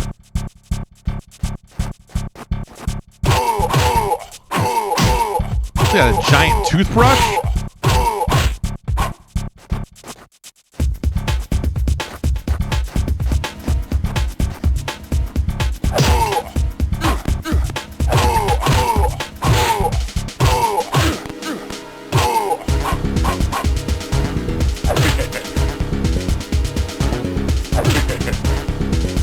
He's laughing at me.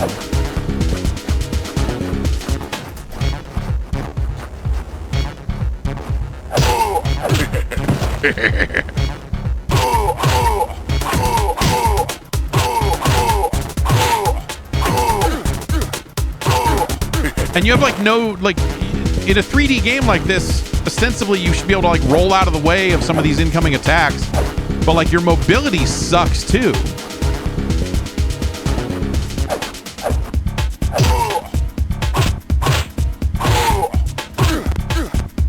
And so we've progressed to an era where we have enough controller buttons and like other stuff that like I should be able to have a way out of this stuff, but there's really, you just have to hope that the run button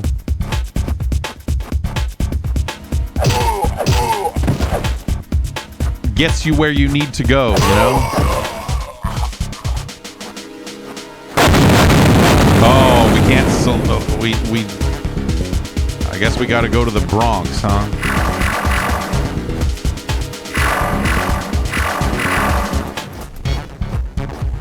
Look at this amazing, multifaceted level select that we've got here. Okay, we walked up against that tire on the truck, thus selecting the Bronx.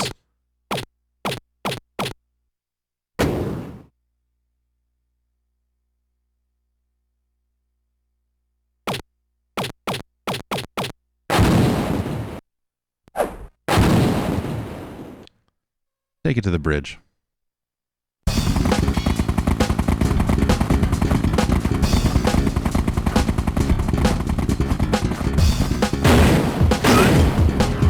That guy's name is Psycho.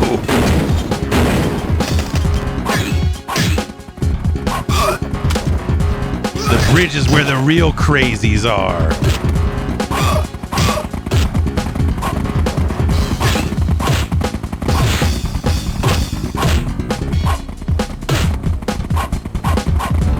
Like they try to give you this back fist as if that's like a good way out, but it's not. It like even that doesn't feel like it's, you know, when you're surrounded, and you just kind of end up taking too much damage from too many sources, and the classic problem of getting stuck on top of an item that you can pick up. I mean, this is not the only game to have that issue for sure. Oh.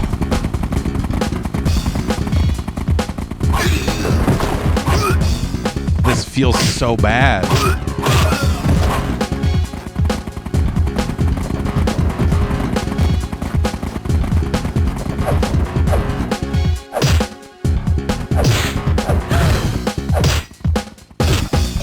here. What?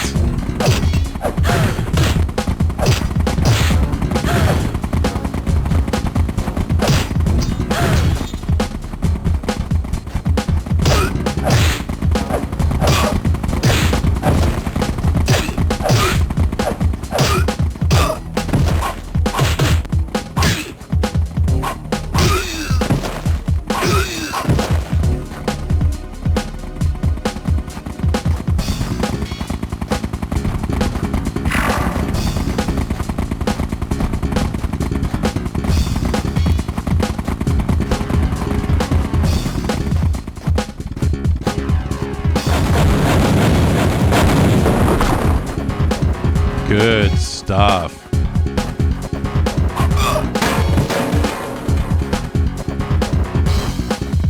It's so slow. I can't believe, like, this is really rotten. Like, the game's already bad when it's running well, but now that it's running like this is miserable, dude.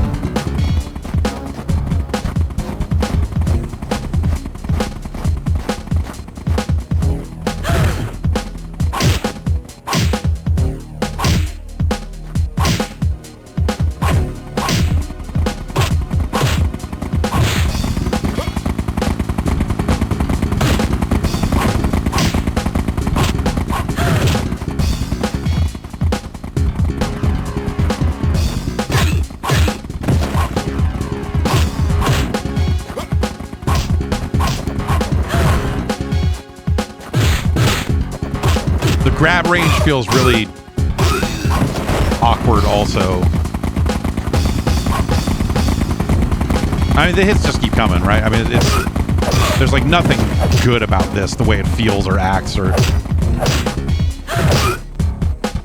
Like, the nicest thing you could say about it is that they tried to find a way to bring the belt scroller into 3D. And I think they fucking failed miserably.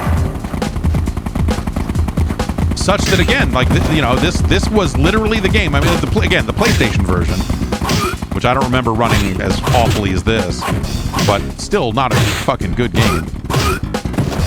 But it was such that playing it made me think, like, oh yeah, this genre's completely done. They can't make this anymore. 3D breaks this style of game. It just can't exist. And you'll note that, like, most of the, you know, most of the more modern attempts to make a game like a Final Fight or what have you, very quite literally go back to the standard kind of side-scrolling fucking plane.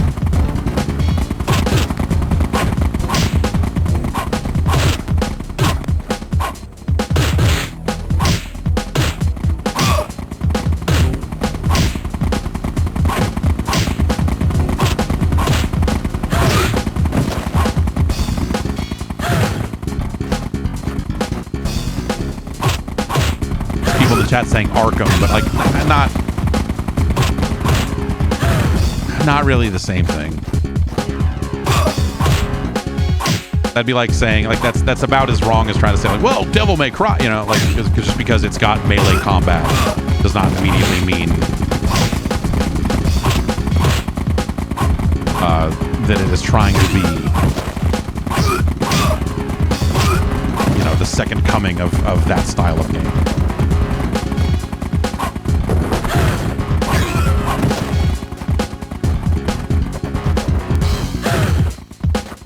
Constant helicopter noise is really helping. God Hand definitely was, though. Yeah, God Hand was definitely trying to channel some of that. And they're kind of turning it into more of a...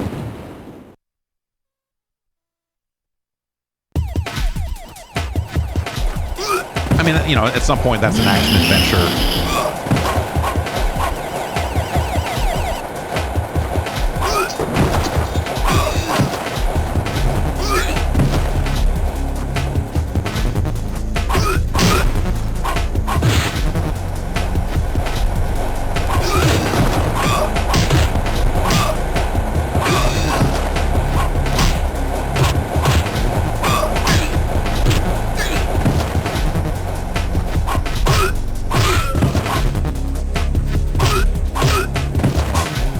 Just a black hole in the side of the fucking wall where dudes just keep running out of over and over again. Until the game decides you've done enough. Now that's gaming.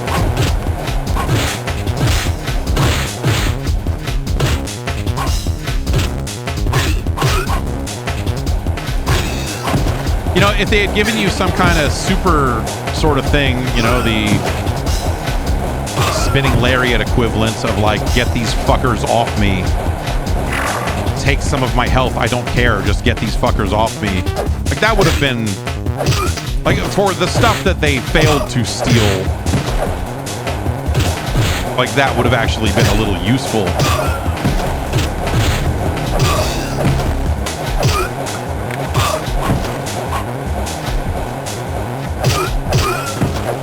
Suck on it, spider.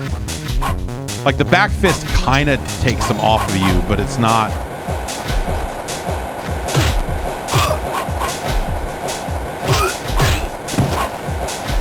It's not, like, nothing is fast enough, I think, is the problem. Like, you know, when you want something to come out, you want it immediately because you're about to fucking take damage. And everything just takes forever to come out.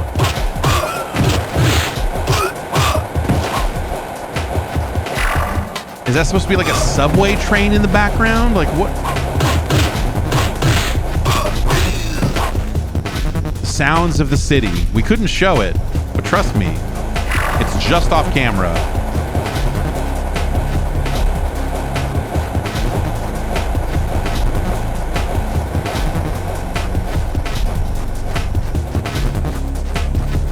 We're actually on the move now. Look at that big... Oh, yeah, hey, a subway train. What, did someone throw something? Oh, okay. Oh, that's explosives. I see. Wonderful. Wonderful.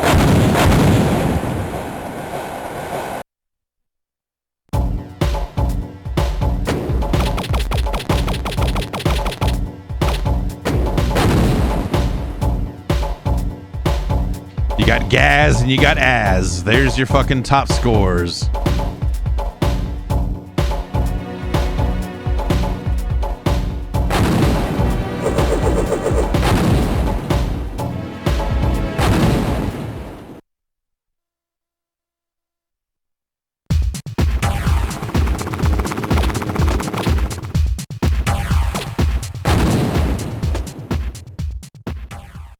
Play a little bit as Mace. We did save a game somewhere, so I assume there's a way to load.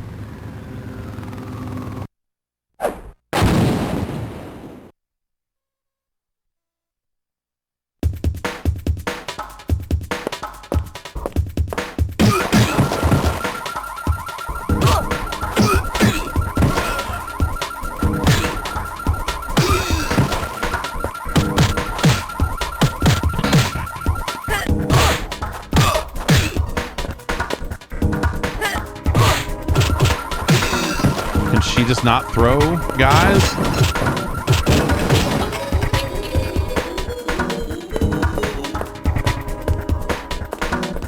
They had a bazooka in their trunk, if you get my meaning.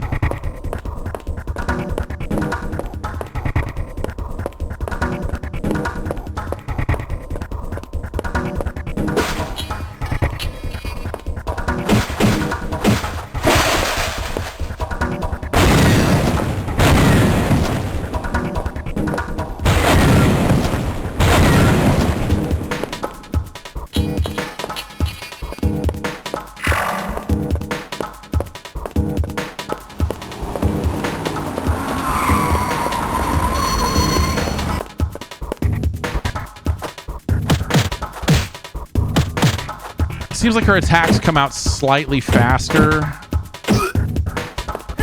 There we go.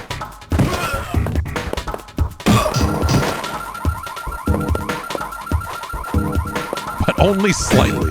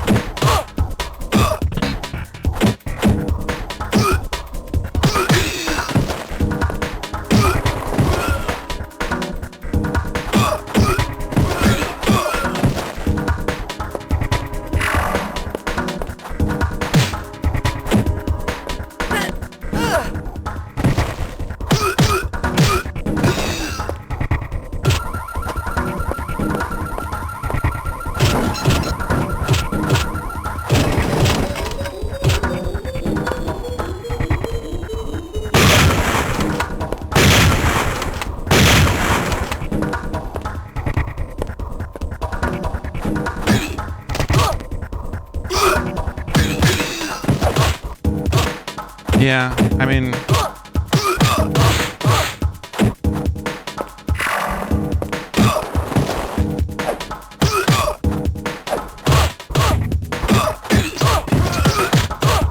Does not seem like a dramatic difference. Let's try...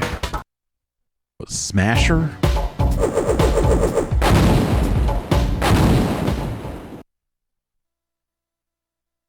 But I was, there was a part of me hoping that, like, I would play this for the first time in fucking probably decades and be like, oh, this game's actually okay. But, like, this is, as fucking shitty as I remember it being. And again, I think I mostly played this on PlayStation, but, which I remember being not quite as fucked. But also...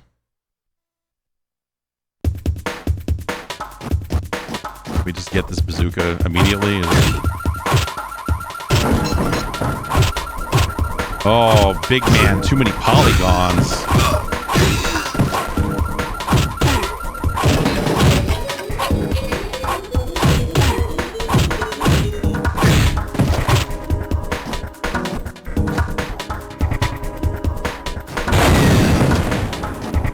I like that it's like this underslung, like he doesn't hold it on his shoulder. That's kind of neat.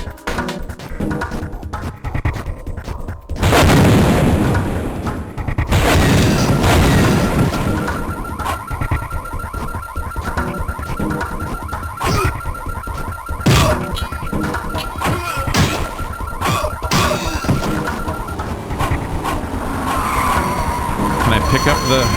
no. Oh, and he's got like a little multiple roll on his thing.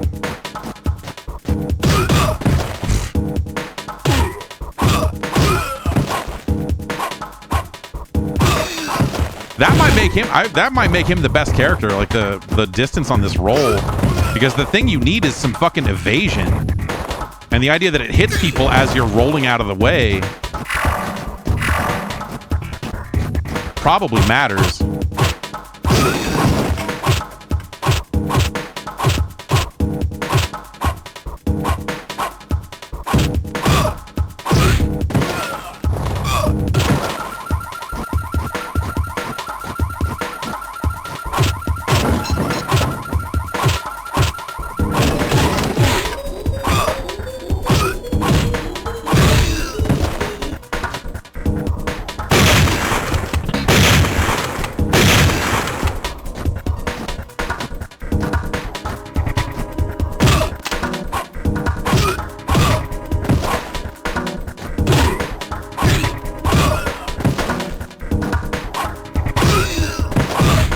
So slow.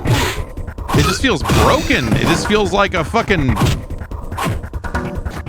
yeah, you know, we're getting there. We just need a couple more months of optimization, you know, so it's, you know, it's obviously not running at the right speed in a couple spots, but like, hey, you know, we still got time before submission, so, you know, like, it'll be fine. Like, oh no, this is a shipping fucking game, man.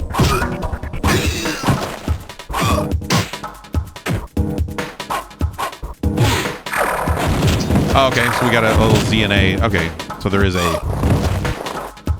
a clear them out move here. Run and punch at the same time. Yeah, this is NTSC speed. You know, PAL might be smoother, right? Because it's just slower all the time. So you don't see it as much, right?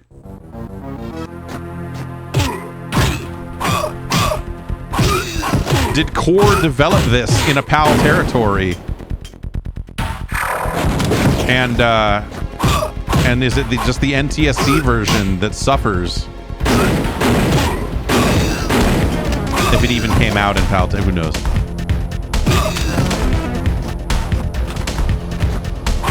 Anyway, that's more than enough of this.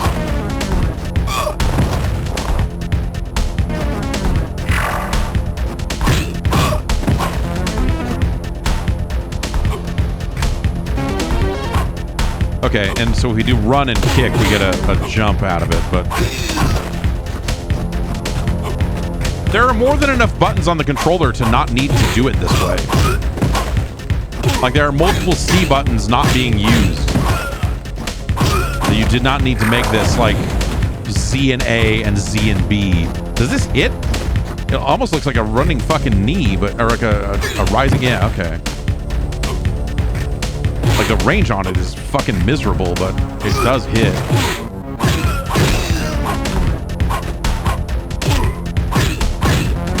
This changes everything. This is where the V trigger came from. Ken Omega saw this game and said, you know what?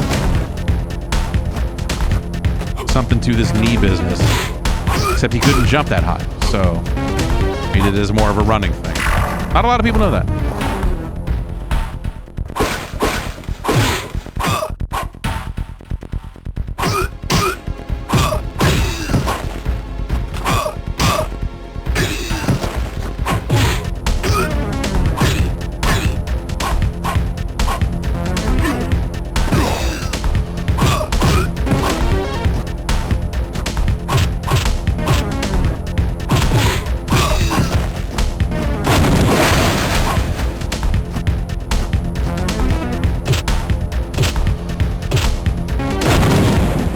Fuck that box.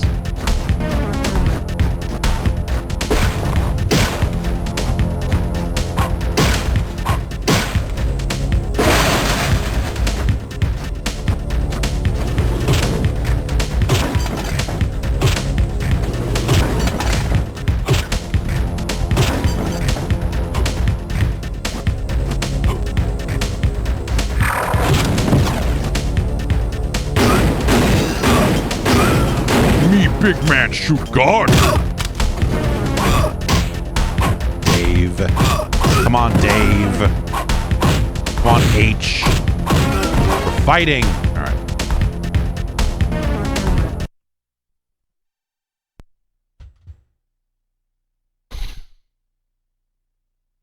Ugh.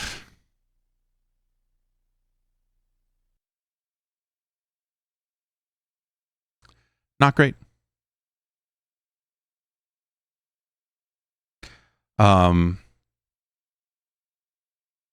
You know, they tried something here.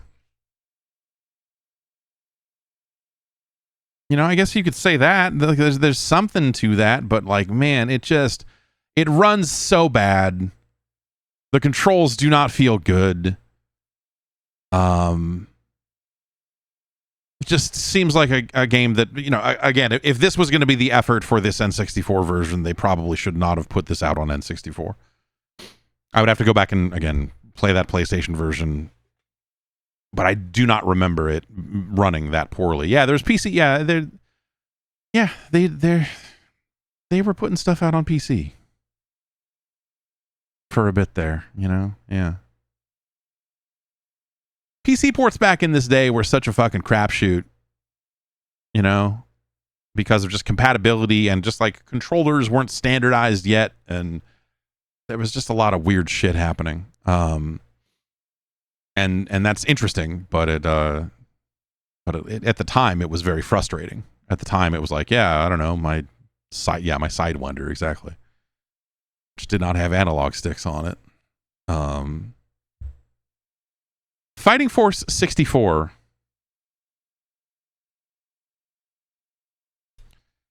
It's some real crap, man. Who reviewed?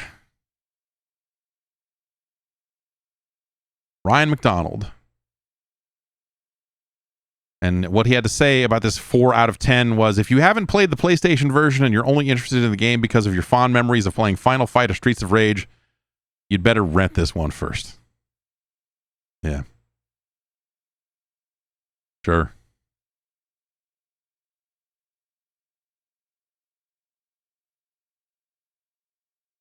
Crummy is what I would call that game.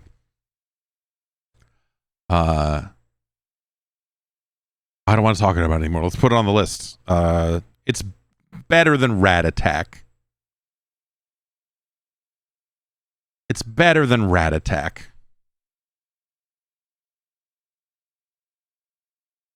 Like, Fighting Force 64 is like almost a functional video game. If it ran at full speed the entire time, that would help a lot. That's true. You don't spell extra in Fighting Force. Like, there's very little ties to any kind of Mr. Do anything inside of Fighting Force 64, which is maybe pretty damning. But yeah, Fighting Force 64 is a better game. It is better than Power Rangers Lightspeed Rescue. Yay! It's better than Tonic Trouble.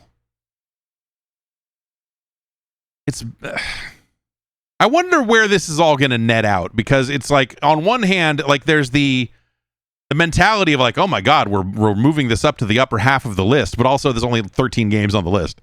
So I wonder when all is said and done and this list really starts to stretch out, what does it look like when all is said and done? This is better than Madden 64, but it's no Cruisin' USA. Is it better or worse than Toy Story 2 Buzz Lightyear to the Rescue? Ugh. Ugh. It's worse than Toy Story 2. It's worse than Toy Story 2.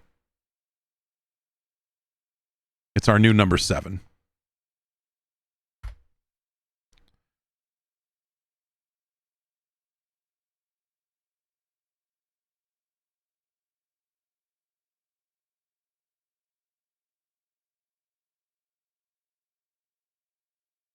Congratulations to our new number 7.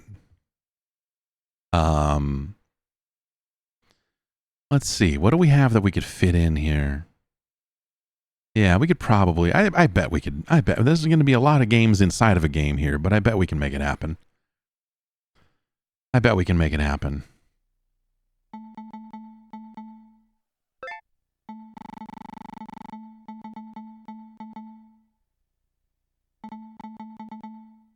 Namco Museum 64, all 4 megabytes of it. Megabits.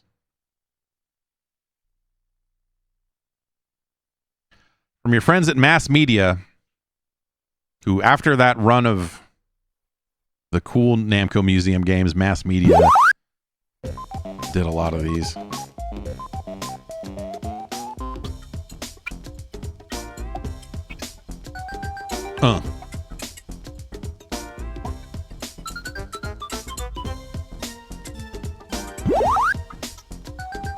Oh, okay. Yeah, so when Mass Media started, I recently watched a historical video about the entirety of the Namco Museum. That I believe is going back up, is that today-ish? Over at Mythic Resonance.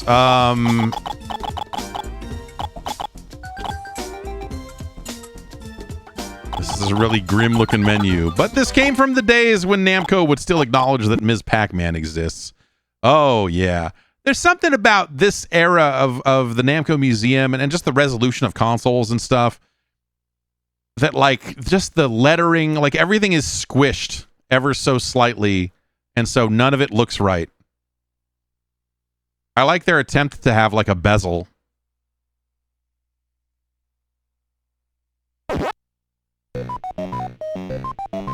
It sounds a little slow to me, but maybe I'm crazy. The audio is so fucking mid-range.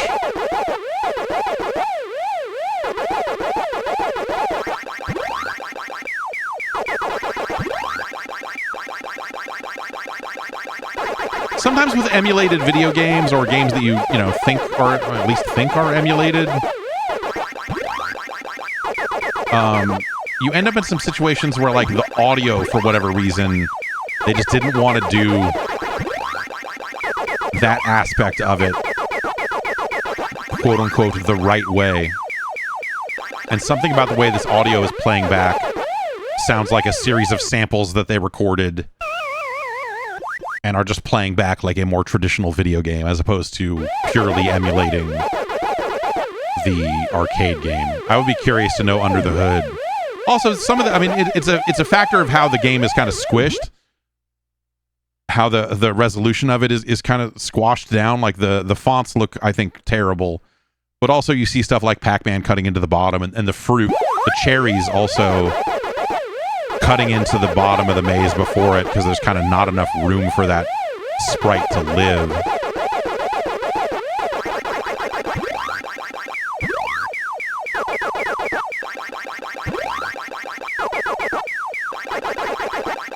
And the dot eating noise sounds too fast to me for level 1. Like this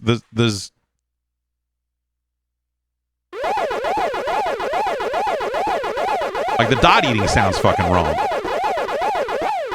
Like Doom has bad chainsaw noises and fucking Pac-Man has bad dot eating noises. It's a travesty.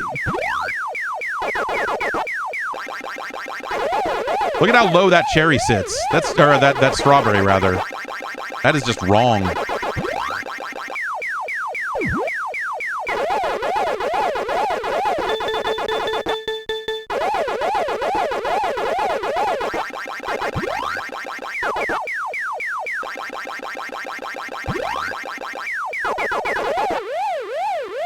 But this was, I think, in a lot of ways, this was sort of the standard that was being set.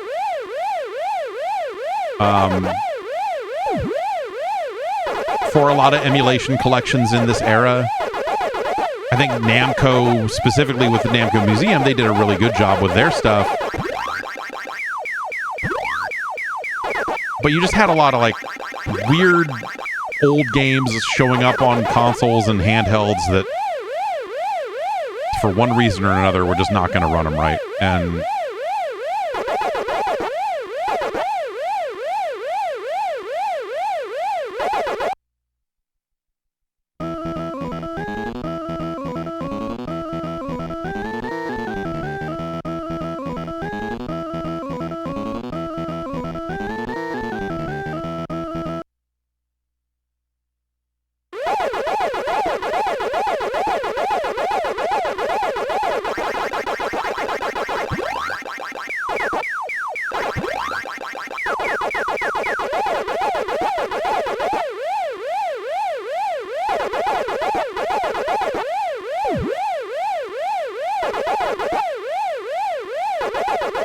but the dot eating sounds wrong. Like that's your clearest sign, I think, that like shit is fucked.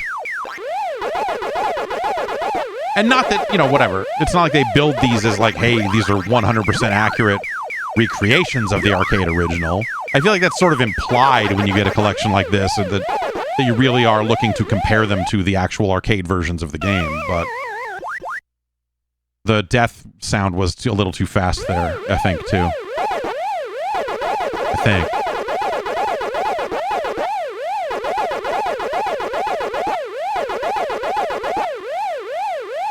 But the dot eating sounds like it's cutting itself off. Like it's not playing the full sound in a way that like loops appropriately for like how low level we are in the game. Low level. Yeah. I'm only level 3 Pac-Man. But like how early we are in the game. Eventually the game speeds up and gets to a rate where like the dot eating sounds is fucking insane. And it's awesome. But like this just sounds broken to me. And audio is one of those things, especially like we would get into like fuck the N64. Like we would go into the next generation. We'd go into PlayStation 2 and Xbox and stuff like that and still be getting some really weird collections. Like a lot of those Midway collections just had some funky shit going on. And at the time, some of those games were also not well emulated in MAME. And so you would hear, like you would pick up on issues. You would pick up on issues in those collections that you would listen to them and go like, oh, MAME has the exact same problem. Did they just take MAME code? Yeah, Sega Smash Pack for the Dreamcast. Yeah, classic audio. Ms. Pac-Man, same exact issues, I'm sure.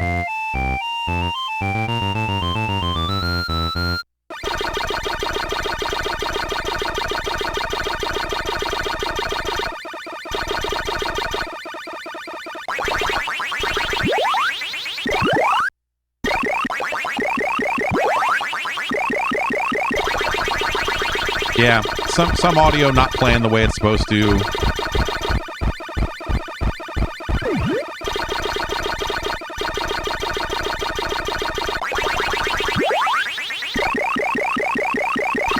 ghost going back to the center noise is wrong here.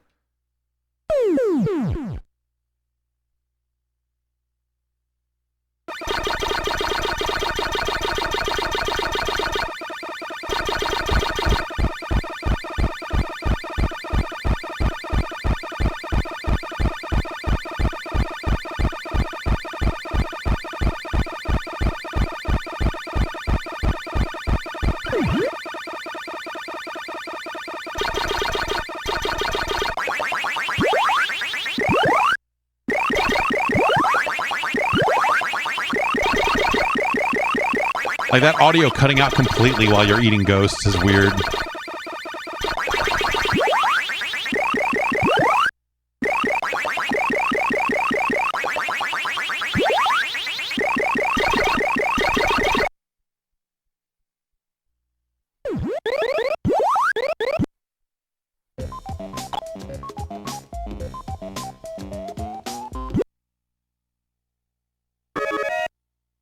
That's really muffled.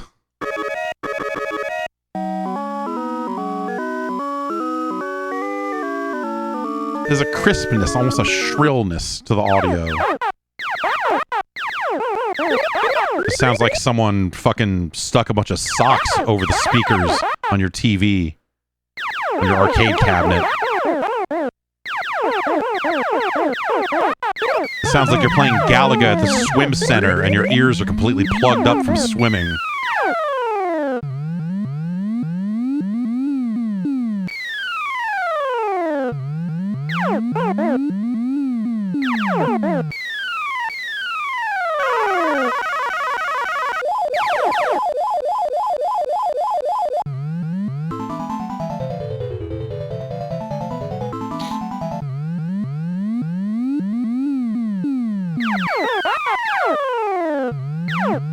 Oops, fuck. Yeah, fuck it, let's do it again, I don't care. I don't care if I live or die, man. Alright.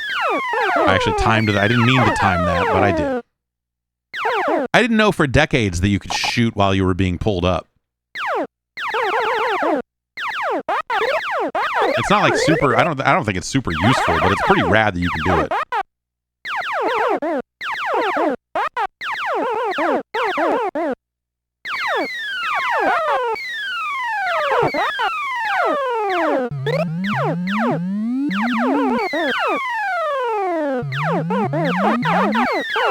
Oops, damn it. He was gonna suck. I wanted him to suck. Give me a good sucking. You, come down here. That doesn't sound right. That doesn't sound right at all.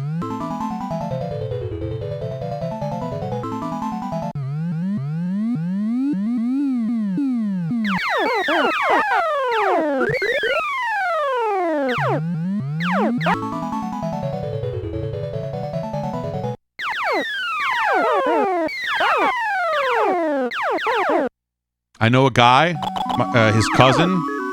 Wait, why? Okay. Weird music thing there. A friend of mine's cousin, a guy I met at the arcade, said that there's a way, you can do 3 shifts, dude. There's a way to do it. No, I know. I do not. This isn't. That's not the right music for that. That's like the game over, enter your initials music, isn't it? Is it even the music from this game, or is that? Am I fucking high, or was that Galaga 88 high score music that was playing right there? I could be crazy. It's, you know, but that is. I don't think that is the music that's supposed to play there.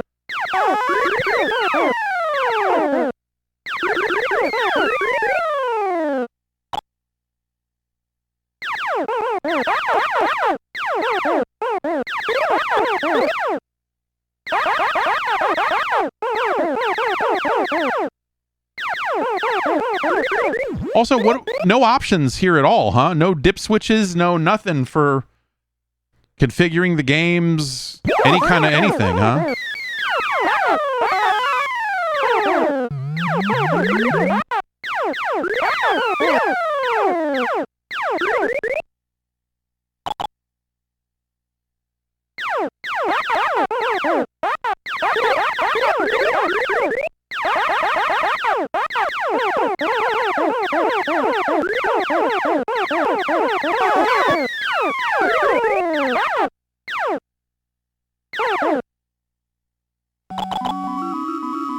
And that is the music it's supposed to play at the end. Like, you're not supposed to...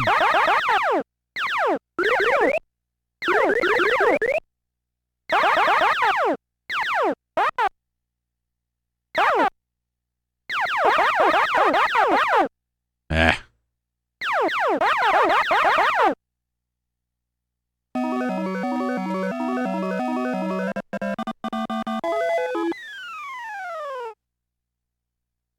That's only supposed to play if you get a perfect, actually, I think is what the thing is.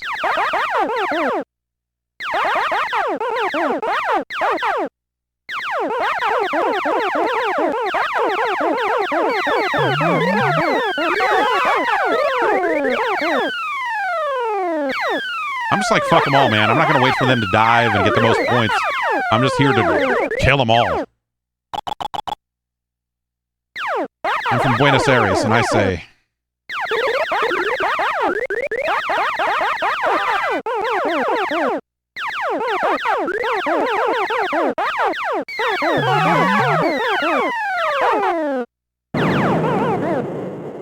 All right. Now we got a B button to send us back here.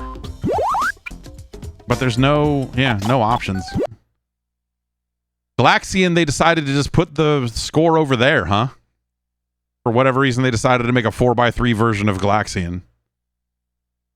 Which is probably what they should have done for all of these. To give them a little bit more vertical resolution for the game. But I guess they wanted to do their marquees and stuff for Pac-Man.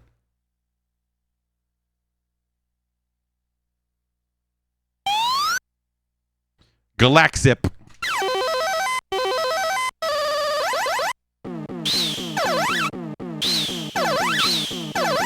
This, I think this audio, this boom, boom, boom, boom, not looping the way it's supposed to. I think this was a problem that MAME had at one point. Because it's supposed to be, it's a longer loop, right? We'd have to compare 1 to 1, but that is, I remember it being a little bit more. It's hard sometimes to remember some of these specific games and how they sound because I probably spent more time playing Galaxian on the Atari 400 than I did in arcades. And that's a very different version of the game. And so sometimes that can kind of cloud your memory. But this does not sound right to me, is what I'll say.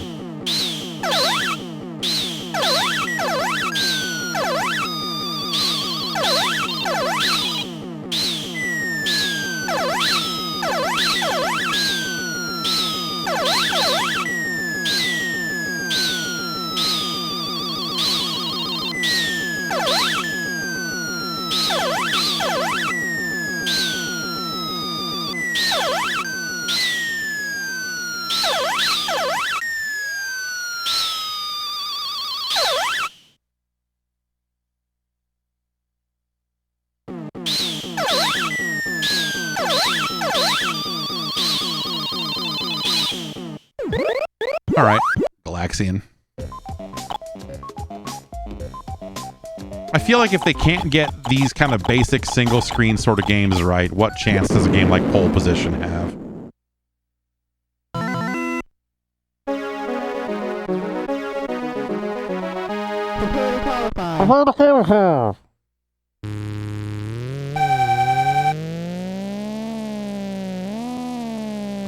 Okay, so we've got A for gas, B for brake, and right for shift. You know, we've got an analog controller, which goes a long way, but this doesn't...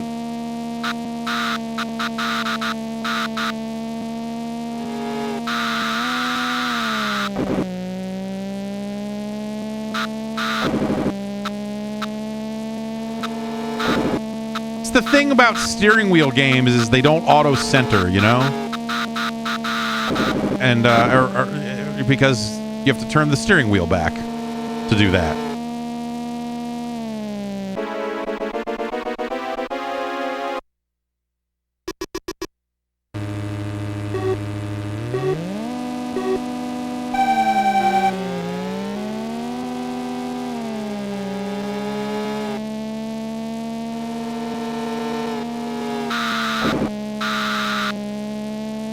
And so the steering just never, you know, it becomes a very hard game to emulate. I think a lot of these early driving games, this, like Turbo from Sega, plenty of others.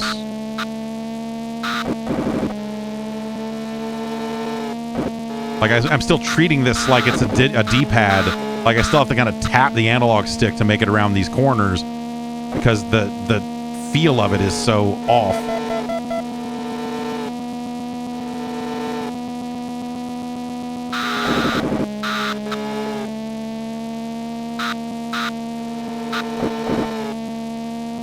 Also, it's funny in some sick way that even these games on the N64 managed to have a really blurry, weird look to them. You know?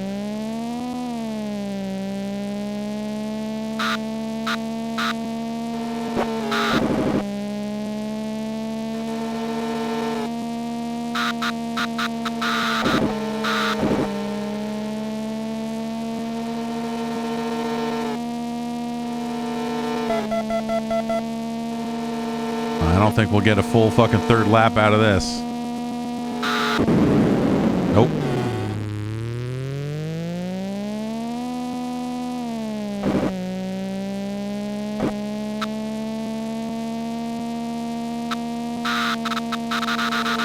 So I'm almost, but this is weird. So I'm almost better off holding the analog stick up at all times because it gives me like a narrower range. And so I don't, you know, if you're just pushing left and right, you're steering too much. But if I'm holding up and then moving to diagonally up right and up left, like that ends up working a lot better. Ah!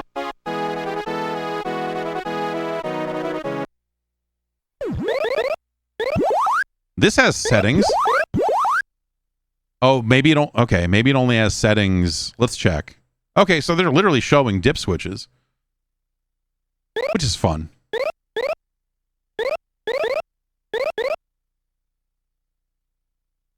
I'm going to check Pac-Man real quick and see if maybe you can only do that sort of option stuff.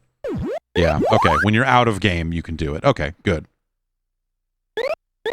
Good. Good that that's at least there. Watch for Pinky! Blinky chases, Pinky ambushes, Inky scares easily, and Clyde isn't very smart. We got 5 tips. You could have put all the tips on one screen, but instead, we thought it would be cool if you were able to scroll through these tips. And Dig Dug. What is this game? What, digging underground? What is this? What is this ripoff?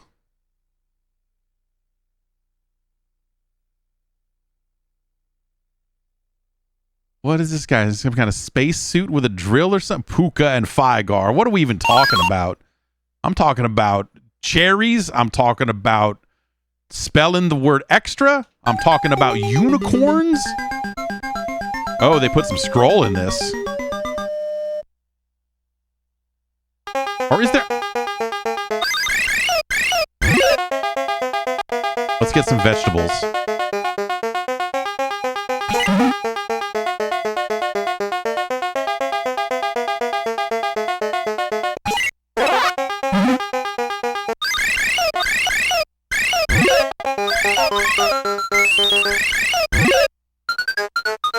You drop 2 rocks, a vegetable appears. What? That's real.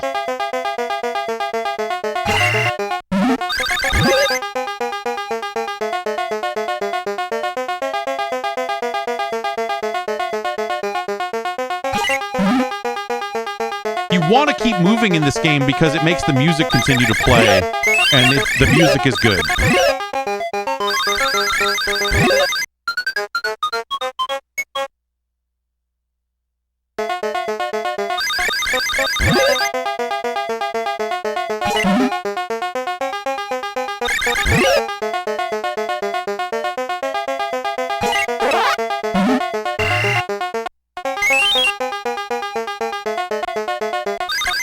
Also, you want to kill the Figars from the side because you get more points, but you also get more points for killing them deeper I think we get 1,000 points if we kill him from the side at the bottom layer.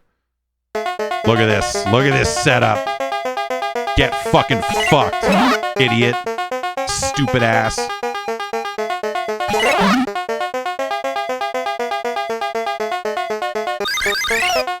Oh my gosh.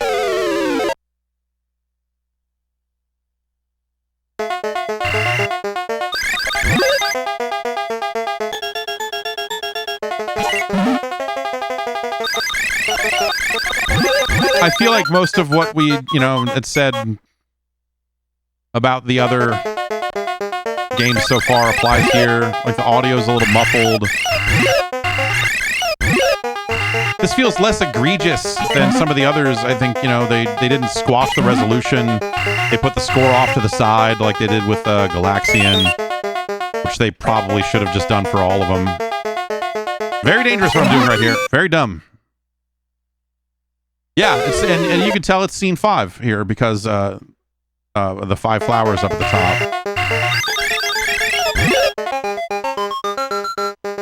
Go on. Come on. Ah, you button hooked me.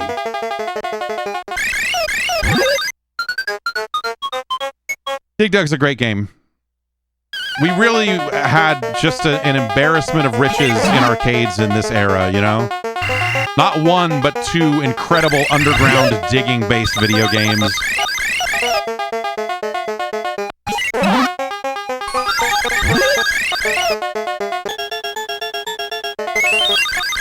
Oh, there was another guy up there.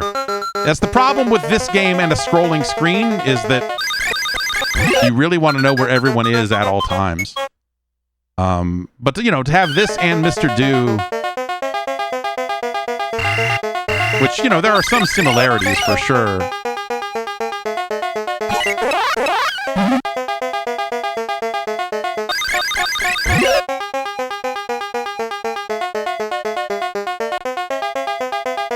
Great minds think alike, as they say.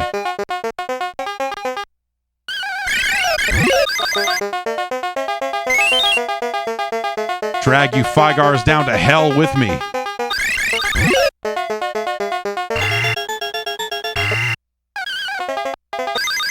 Oh my god.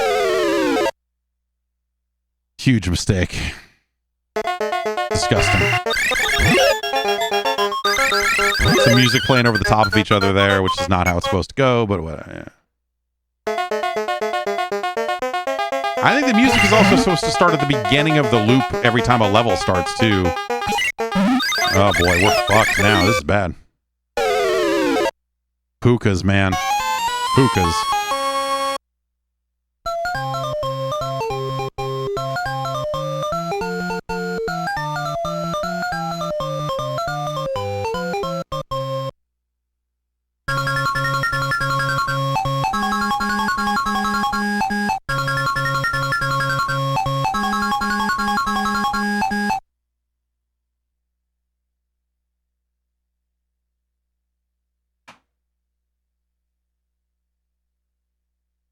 Audio problems. Again, pretty common for arcade classic packages of this era. Like a lot of weird audio stuff. And I don't know, man, it's pretty bare bones. Like I don't have a lot of interest in this sort of stuff when it is inaccurate and bare bones. And I felt that way then. I've always been that asshole, I guess. Joe Fielder gave it a 7.4, saying it's likely you will find at least one game among the 6 that will make the collection worth picking up for you, but it could certainly be all of them. I'm curious to see if his review cited anything about the audio being bad. Got a graphics 1, which is a great example of the limitations of the scoring system of GameSpot back then. It got a sound 2 and a graphics 1. And then like a tilt 10, value 9, gameplay 9. Gameplay 9, come on. I mean, these are great games, but...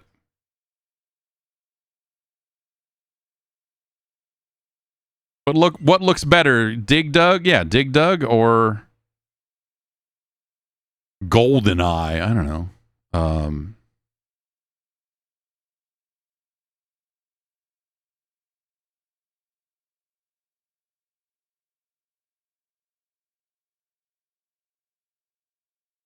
the graphics and sound in the games are, of course, incredibly dated by today's standards, but yeah, no statement here about them being not accurate. But you feel like, again, this is, what year is this? Oh, this is 2000, dude. I had been using MAME for years by the time this thing came out. So no wonder I would have been pissed off by something like this. Dig Dug's an amazing video game. It always has been. It always will be. Pac-Man and Ms. Pac-Man. I could, at this point in my life, it's maybe a weird thing to say, but I could go the rest of my life never playing original Pac-Man ever again. Ms. Pac-Man is still fantastic and fun to go back to, but like, dude, come on. Cypher says 2000 hadn't all of the PS1 Namco museums been out by now. So yes, they had put out Namco and Namco did that work themselves and had amazing little museums in them. And then at some point realized, like, oh, these things will just fucking sell. Like, let's outsource them to someone else and then do this for these consoles that don't have one. And yeah, so Mass Media, the developer of this, got a handful of work for a variety of Namco museums across consoles. Yeah,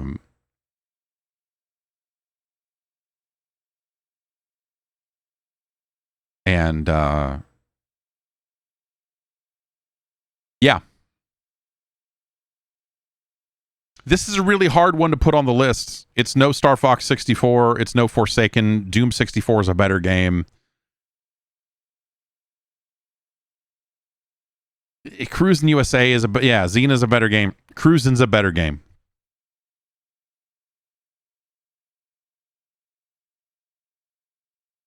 If this had just had stuff, if this had had a museum, I think that would go a long way. Pictures of PCBs, scans of magazine ads. Instead, they wrote a handful of tips like, look out for Pinky. You should drive the car fast, whatever. Also, it's hard to argue with the choices they made here, but like Pac-Man and Ms. Pac-Man and then Galaga and Galaxian, whatever. These are the classics, right? These games make sense to include. You could have thrown what? You could have thrown a Mappy in here. Xevious should have been on this.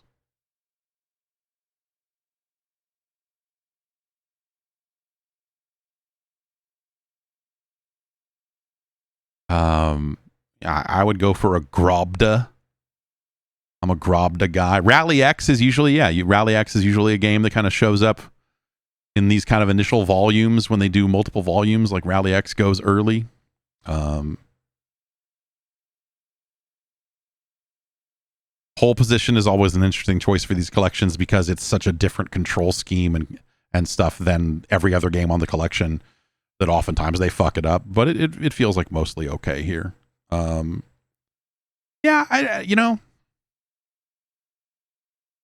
It's an acceptable collection, like for its day, but I feel like even then I had developed standards about, emulated versions of old games. And it's because of MAME, and it's because of Namco Museum, the original collection. Like, they did a better job with that. And so, like, I think scientifically speaking, like, this is an inaccurate collection of these games with zero frills. And I think that makes sense if you're just trying to crank a game out for Christmas and people go like, oh, I love the Pac-Man, or whatever. Which these sold surprise. I recently learned from a video on the internet that these games sold surprisingly well.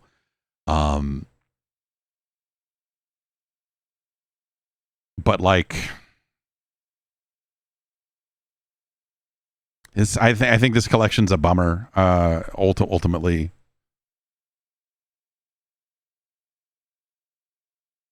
but there are not a lot of these on N64, and so there's something to be said for that.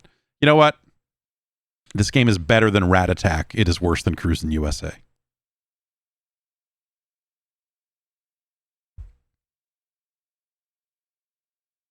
It's better than Power Rangers Lightspeed Rescue.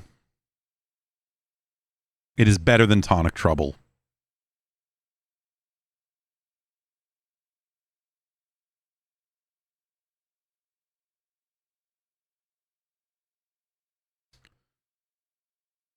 It's worse than Toy Story 2.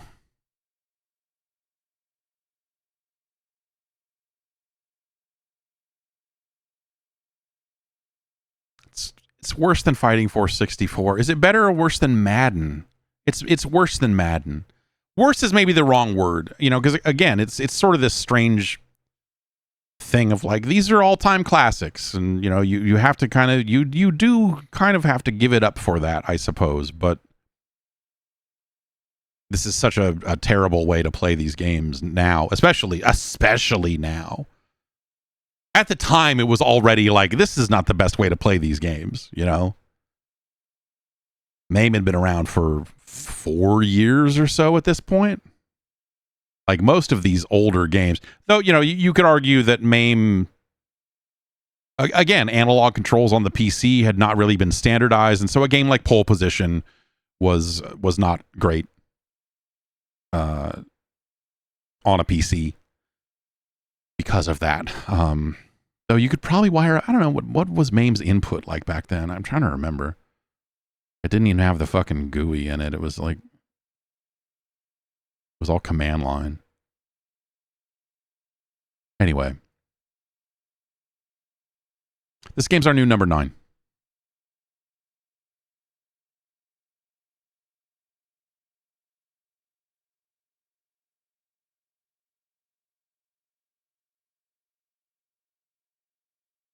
And there you have it. Quite an assortment this week, huh? Forsaken held up way better than I thought it would. I'm impressed, man. I'm happy. Again, as someone who remembered liking Forsaken, and I did download that remaster when it came out, and I remember playing like a level of it and going like, I don't know, and not really messing with it, but seeing it in its original context, on the N64, I think goes a long way. Compared to a lot of these other games, again, scientifically speaking, I think Forsaken is wonderful. Absolutely wonderful. And that's a welcome surprise. I thought that maybe that game wouldn't hold up. Fighting Force is exactly as fucking butt as I remember it being. Same with Namco Museum. And I had no idea what the fuck Rat Attack was, even though I apparently reviewed the PlayStation version of it. Shit happens, man. That probably won't be the last time we encounter a game I reviewed that I do not remember in any capacity. Be back next week with more. We got some other games on this list here. I don't know if we'll get to them next week, but you know, Monotone Tim wants to see Starshot Space Circus Fever, whatever the fuck that is. Manny wants to see something called WCW versus NWO World Tour. Bunk Tie wants to see NHL Breakaway 98. Jake wants to see Bomberman 64. But we'll see if we get to all of those games. We still have Base Hunter 64, which I think is a speaker hunting simulator.